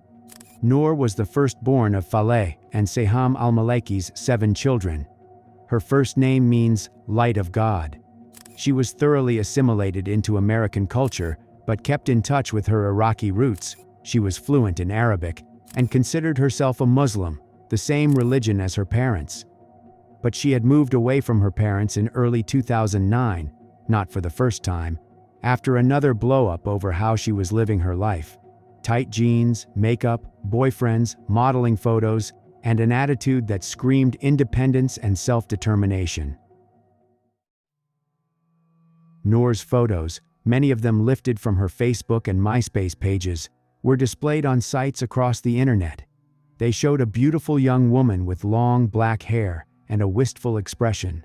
Noor rarely smiled in the photos, possibly because of embarrassment over braces she had worn for a while, but her friends say she was naturally upbeat, blessed with a sassy sense of humor that she employed even when times were tough. At school, she was known as a fun-loving student who made friends easily. She played tennis in a t-shirt emblazoned with the school mascot, a baby demon in a diaper. She liked to watch Heroes and eat at Chipotle. Sometimes she talked in a goofy Keanu Reeves voice. She wore dark jeans, jeweled sandals, and flowy tops from Forever 21.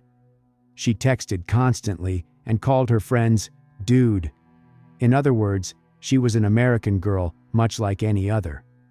But at home, Noor inhabited a darker world. She lived a life of subservience, often left to care for her 6 younger siblings. Noor's father, 49-year-old Faleh Almaleki, was strict and domineering, deeming it inappropriate for her to socialize with guys, wear jeans, or post snapshots of herself on MySpace. Her responsibility was to follow orders, or to risk a beating. From her father's perspective, the only time Noor's life would ever change would be when she married a man he selected for her, back in his homeland of Iraq. Noor, however, had a different vision for herself. Having lived in the US for 16 years, she held dreams of becoming a teacher, of marrying a man she loved, and, most importantly, of making her own choices. Noor's friends have different versions of what transpired, but it's clear that marriage was on the agenda.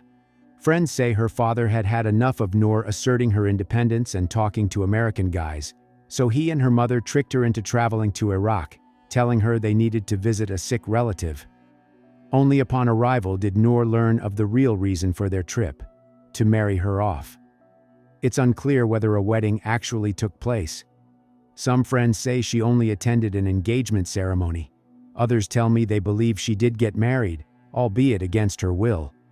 Still others say Noor was given a choice of 5 brothers, but her parents didn't like the one she chose, so the wedding was called off. Noor's parents, in police documents, maintained that a marriage did, in fact, occur. Whatever the case, Noor returned to Arizona a few months later without a husband and moved back in with her family. She missed her younger siblings, friends say, and her parents needed help caring for them.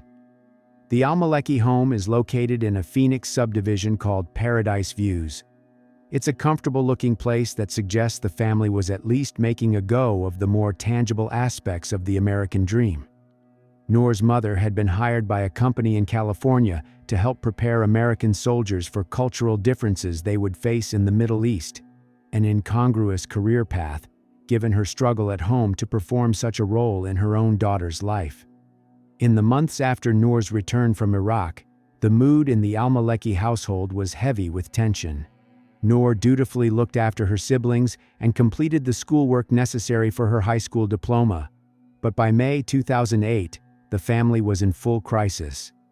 Noor's father had found a photo of her with male friends on MySpace, and he didn't like it. The situation became so heated that she started talking about moving out. One day, when Noor took the family car to visit a cousin, her father reported it stolen. When she learned what he'd done, she left the car on the side of the road and walked away. According to police records, her father wanted to file criminal charges against Noor to teach her a lesson, telling police she was disgracing the family and that it didn't look good that she was moving out. Eventually, she did move in with a friend. But after repeated run-ins with her father, and after learning that her mother was casting spells on her host family, she gave up and returned home. Noor's 20th birthday, in February 2009, became a breaking point. After another family fight, this one in the middle of the night, she phoned a friend to come and get her. Noor came running out the door wearing her pajamas and carrying a purse, and, oddly, a roll of gift wrap. As her father chased her across the lawn, Noor jumped into the back seat, and the friend raced away. That night, Noor moved in with the friend who had picked her up, ultimately enlisting the police to protect her as she retrieved her things from the family home. And in the spring of 2009, Noor got her own apartment. Her friends helped her furnish it with a new mirror and a cloudy TV they found on Craigslist for $25. Noor worked hard to support herself. When Noor's parents learned where she was working, they started showing up and insisting that she move back home, so she got a job across town as a hostess at Applebee's. They turned up there too, leaving her no choice but to abandon that job as well. With no source of income, she was forced to return home once more. The final blow-up came that summer. In June 2009, longtime family friend Amal Khalaf awoke to find Noor sleeping in the family's van, parked in the driveway. Noor said her parents had hit her. Amal, a mother of 4, took her in. To Noor's family, this was the ultimate indignity. Their daughter had chosen to live with another Iraqi family instead of her own. On July 20th, Noor's parents entered Amal's home unannounced and began banging on Amal's bedroom door. Amal dialed 911. After that, Noor's father started regularly harassing the family. Amal's husband, Rakan, explained to him that Noor was free to live where she chose. "This is America," he said, according to police records. "This is the freedom we have." To complicate matters further, in the weeks that followed, a romance developed between Noor and Amal's son, Marwan. When Noor's father found out, he threatened that if she did not leave that house, something bad was going to happen. Noor filed for a restraining order, but seems never to have finalized the paperwork. Noor Almaleki typed a text message to a friend. "Dude," she wrote at 1:06 p.m. on October 20th, 2010, "my dad is here at the welfare office." Noor, 20, hadn't seen her father, Faleh, since moving out of the family home in Glendale months earlier. His presence both startled and alarmed her. She knew he wouldn't rest until he'd regained complete control of her life. Noor sent her text message from inside an Arizona Department of Economic Security office in Peoria. Seated next to her was Amal Khalaf, her latest boyfriend's 43-year-old mother. "Let me remind you that Noor had lived at Amal's residence since leaving her parents' home after the latest fracas. Noor's boyfriend, Amal's 19-year-old son, Marwan Al-Abadi, also lived there, and the Almalekis, particularly Noor's father, were enraged and shamed by the situation. From their perspective, a man's daughters are his property, and they must live with him until he decides otherwise. Amal was there to complete a change of address form for welfare benefits. She, too, is Iraqi by birth, but moved to the States only about a decade ago, and her proficiency in English was such that Noor came along to help translate. That was the day Faleh Almaleki, an unemployed 48-year-old trucker with no criminal record, took a grim step toward adding himself to that list of accused honor murderers. Noor sent a second text message after her father stepped into the Department of Economic Security office, this one to her best friend, Ushna Khan. "Dude, I'm so scared. Shit," she wrote. "At the welfare place, and guess who walks in? My dad. I'm so shaky." "Holy shit, did he see you?" Ushna quickly responded. "I don't think so," Noor typed. "His fat ass is right by the door, so I can't even leave. I'm laughing like a crazy person. I hate when this happens to me." "Oh dear, that's awkward," Ushna said. "What's up with your parents anyway?" "My dad is a manipulative asshole," Noor replied. "I've honestly never met anyone so evil." Amal Khalaf watched as Faleh took a number at the counter and then sat near her and Noor. Faleh was on his own cell phone around the time that his daughter was texting. He spent 5 minutes speaking with his oldest son, Ali, 18 months younger than Noor. Faleh also spoke with a male relative in Detroit and several times with wife Seham. Minutes after he arrived, Faleh left the DES office without comment. At 1:32, Noor sent a final text to Ushna in which she appeared more relaxed. "What time do you get out of work?" Noor asked her friend.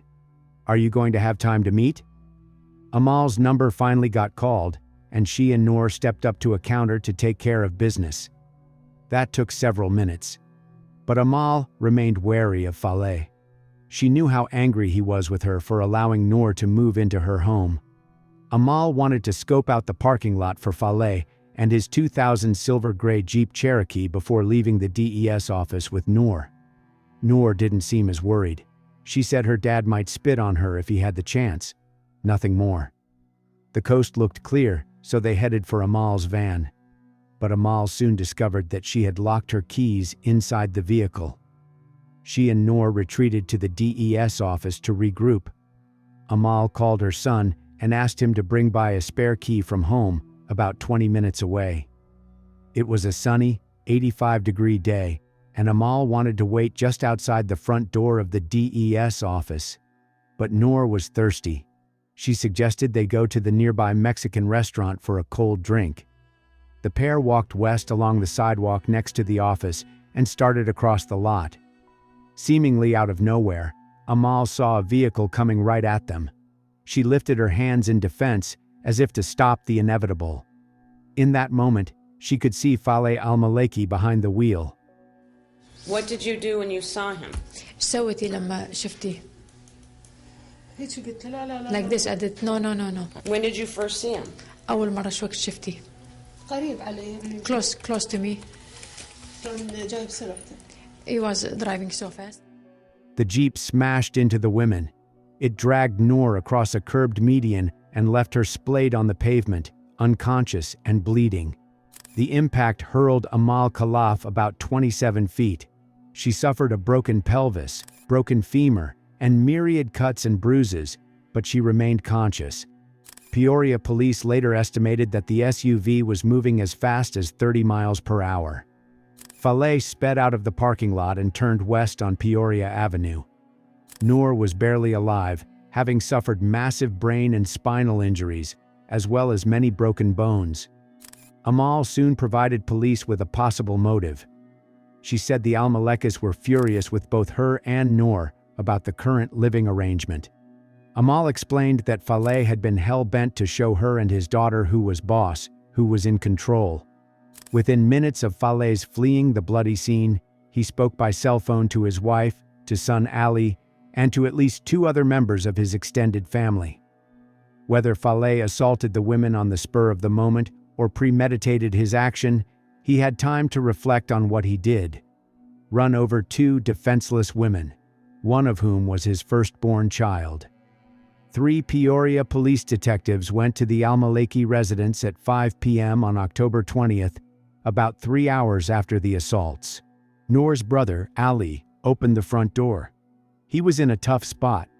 Ali once had been close to his sister, but the feud between Noor and their parents had taken its toll, and the siblings hadn't spoken in weeks. Ali later told friends in an email that he had taken to calling his sister vile names before they stopped speaking. He told Detective Chris Bowe that things at his parents' home had been increasingly strained since Noor had returned from Iraq after leaving her arranged marriage. To Ali's way of thinking, his sister had dishonored the Almaleki family. Ali said Noor had been most disrespectful to their parents, to him too, since her return, and continued to reject traditional Iraqi values. The young man mentioned his own problems with his father, whom he described as a chronic gambler who liked to frequent Phoenix area Indian casinos.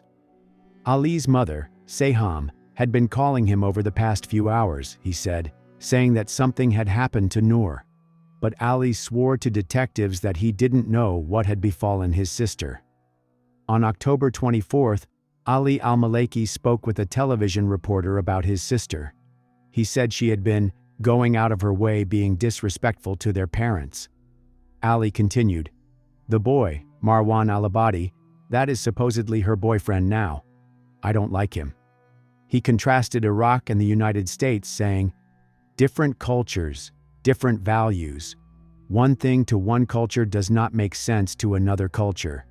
But he noted that seeing Noor at the hospital just broke my heart. Nobody should have to go through that. Ali said his father had called home the previous day to ask about Noor's condition, but my mom yelled at him and hung up. Faleh Almaleki crossed the Mexican border into Nogales, Sonora, about the same time that Ali was being questioned in Glendale. Faleh soon parked his Jeep in a mall parking lot and checked into a hotel. At 5:30, he called his Phoenix cousin, Jamil. The next day, October 21st, Peoria police issued a warrant for Faleh Almaleki's arrest, alleging, at that point, 2 counts of aggravated assault. That day, a detective contacted Noor's mother by phone. Seham Almaleki said she was driving back from her job in California. She claimed all she knew was that there was a family problem of an unspecified nature. The detective, Bill Lying, then told Seham that her husband had intentionally slammed into Noor and Amal with his Jeep and fled. "This woman is a liar. This woman is dirty.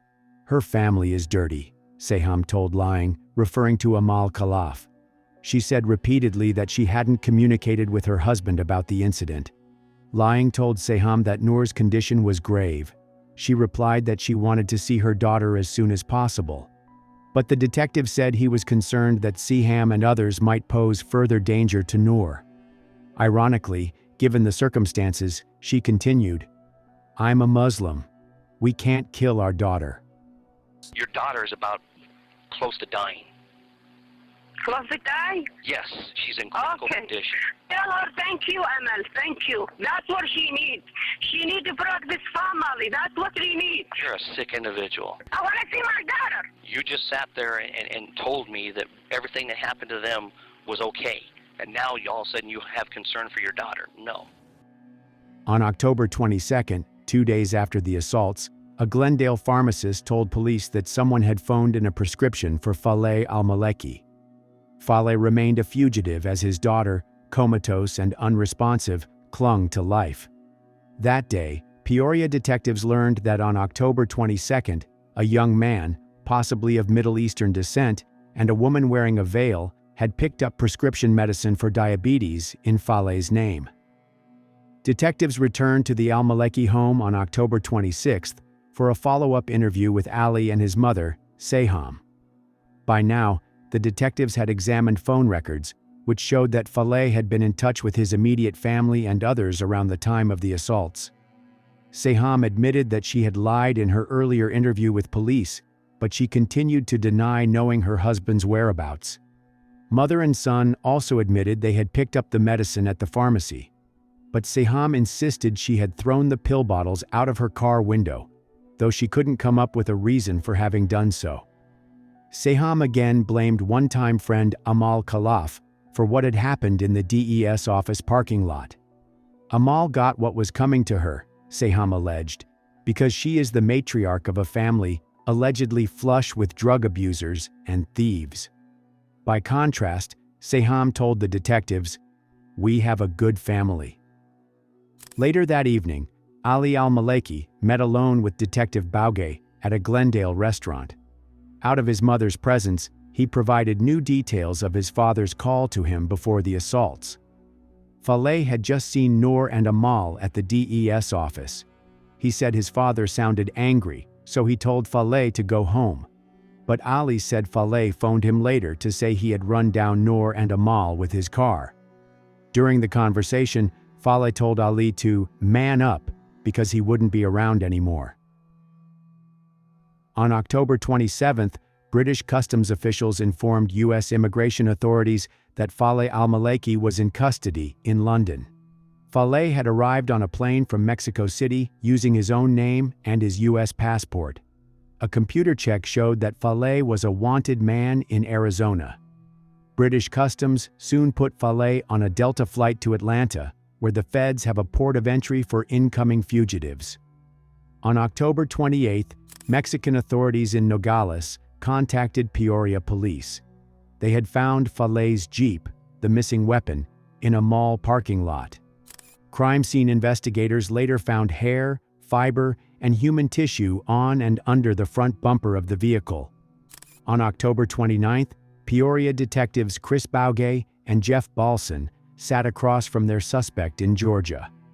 Faleh Almaleki waived his Miranda rights against self-incrimination, which meant the detectives could have at him. At first, Faleh told them he had run over the two women in a freakish accident after coincidentally finding them at the DES office. "If I want to try to kill my daughter, why would I kill my daughter with a vehicle?" he asked, trying to sound reasonable. "I have no problem with my daughter. This is not the first time she left the house. If I want to kill her, I go buy a gun. I know where they live. I just lost control of the car." Detective Bowie asked him whether he had been trying to scare the women. The detectives picked away at the murky account. "I've been angry," Faleh replied, "and I lost control. I lost the brain." But he continued to insist that no premeditation was involved. Like his wife, Faleh faulted Amal Khalaf for what had happened. He claimed she had stolen their daughter from them. He insisted that he loved Noor, noting that his cell phone contained several photos of her. But, as if it were a self-evident truth, Faleh said his daughter should not have become so Americanized, that it was wrong. Faleh said he had stayed at the Nogales Hotel for 2 nights, during which time a stranger gave him about $1,900 in cash for his Jeep and agreed to make sure some paperwork got to Ali. The detectives told him this sounded implausible, but Faleh wouldn't budge.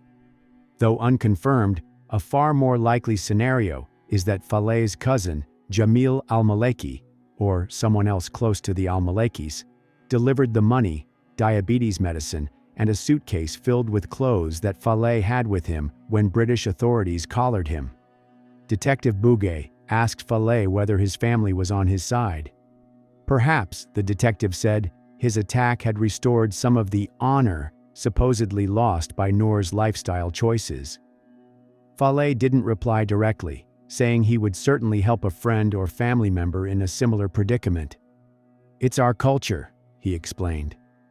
Faleh asked the detective what he would do if he had such a disobedient daughter. Bowie responded that he would not crush his daughter with a car. He soon asked Faleh again whether he had meant to hurt the women. Yes, Faleh Almaleki finally confessed, he had. "If your house has got a fire in just part of the house," he said, "do we let the house burn, or do we try to stop the fire?" Faleh then admitted that his daughter Noor was the small fire he was forced to extinguish.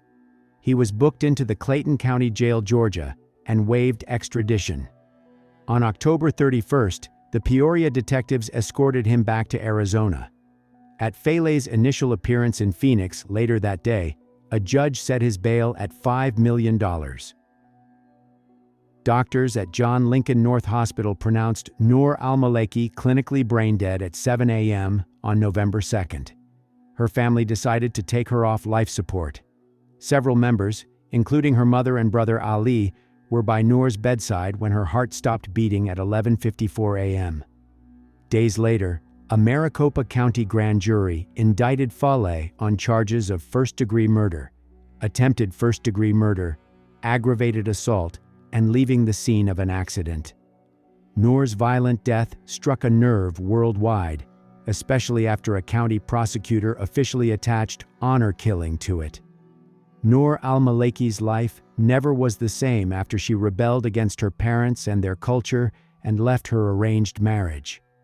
On and off, she tried over the final year or so of her life to live with her family, but it didn't work. Fale and Seham considered her tainted, someone who had humiliated them by leaving the Iraqi husband her father had chosen for her. Fale was livid when, after Noor's return from Iraq, he found a seemingly innocent snapshot of her and a few guy friends. In his mind, Noor shouldn't have been chummy with men other than her husband, to whom she remained legally married. But Noor stood up for herself. The photographs on Noor's page were not racy, just photos of a young woman with a uniquely beautiful face. Noor found work as a server at an Applebee's restaurant, where she made new friends.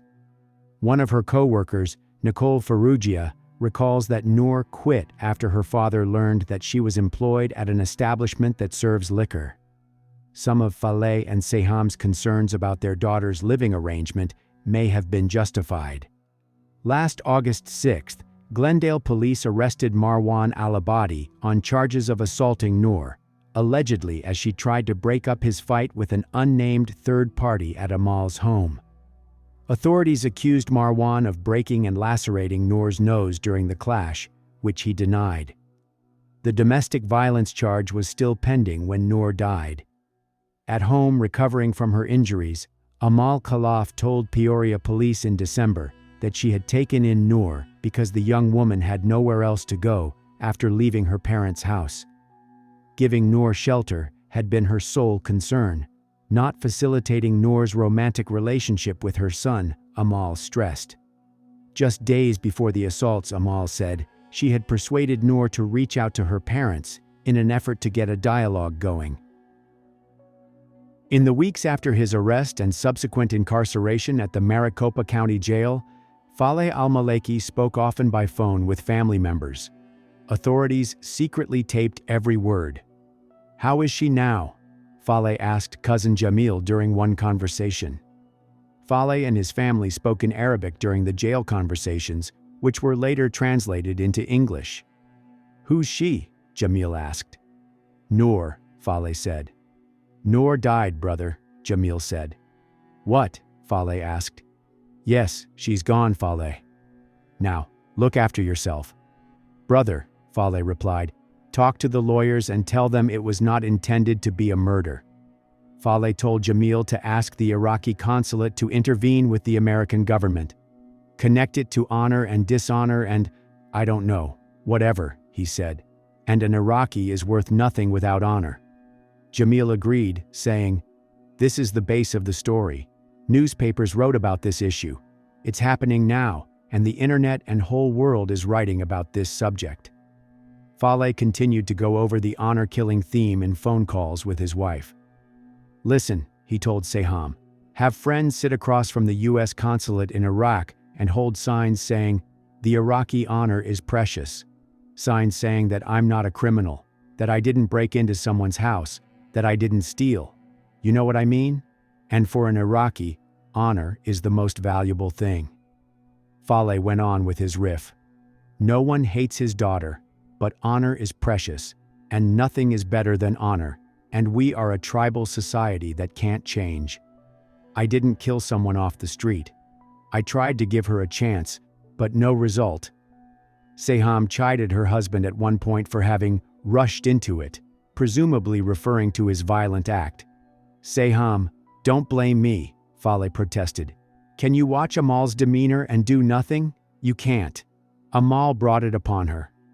Amal brought it upon her, Seyham repeated. Another call between the couple revealed more. Noor is gone, Faleh, Seyham said, crying as she spoke. I lost my daughter. My daughter is gone. I told you, Faleh replied. Your daughter was gone anyway. No, Faleh, his wife continued. She's gone. My daughter is gone. Noor is gone. And what about me? Faleh responded. You are gone, his wife concluded. The trial began in January 2011. It was the first honor killing to be tried in the state of Arizona. Amal Khalaf testified for the prosecution.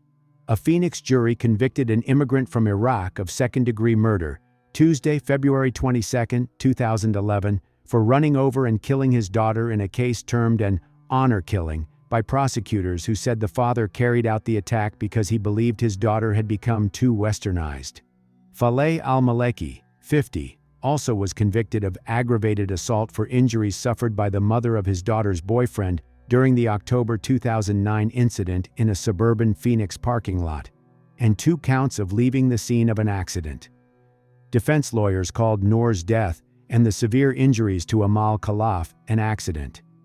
They say he only wanted to spit on the older woman, who Almaleki thought helped his daughter stay away from her family. A detective testified that Almaleki acknowledged under questioning by police that he intentionally ran her over. But the transcript of the taped interview showed he repeatedly called the incident an accident. Khalaf also testified during the 4-week trial, saying he ignored her screams to stop before he struck her and then ran down Noor. Almaleki, who wore headphones as he listened to an interpreter, showed little emotion when the jury read the verdict. In April 2011, Faleh Almaleki was sentenced to 34 years in prison. Ali Almaleki and the rest of his family chose to keep their silence at the sentencing. Faleh Almaleki, flanked by his 2 attorneys, shuffled to the lectern in front of the judge and started by apologizing in a squeaky little voice to everyone in sight, Amal Khalaf, to his own family, and to the judge himself. I wish I was dead and not her, Almaleki said, referring to Noor. The expression of remorse was a far cry from what he said to his wife in secretly recorded jailhouse tapes after his arrest. The tapes exposed a couple whose sole concern was how to invent a story that would take the heat off him. Judge Steinle took more than a half hour to impose sentence, telling Almaleki that his was the most difficult case I've had to sentence in my 6 years on the bench. He said it had troubled him from day one that the press gave the case a moniker. It was the honor killing, and it bothered me. I cannot believe that a religion would allow someone to kill other human beings.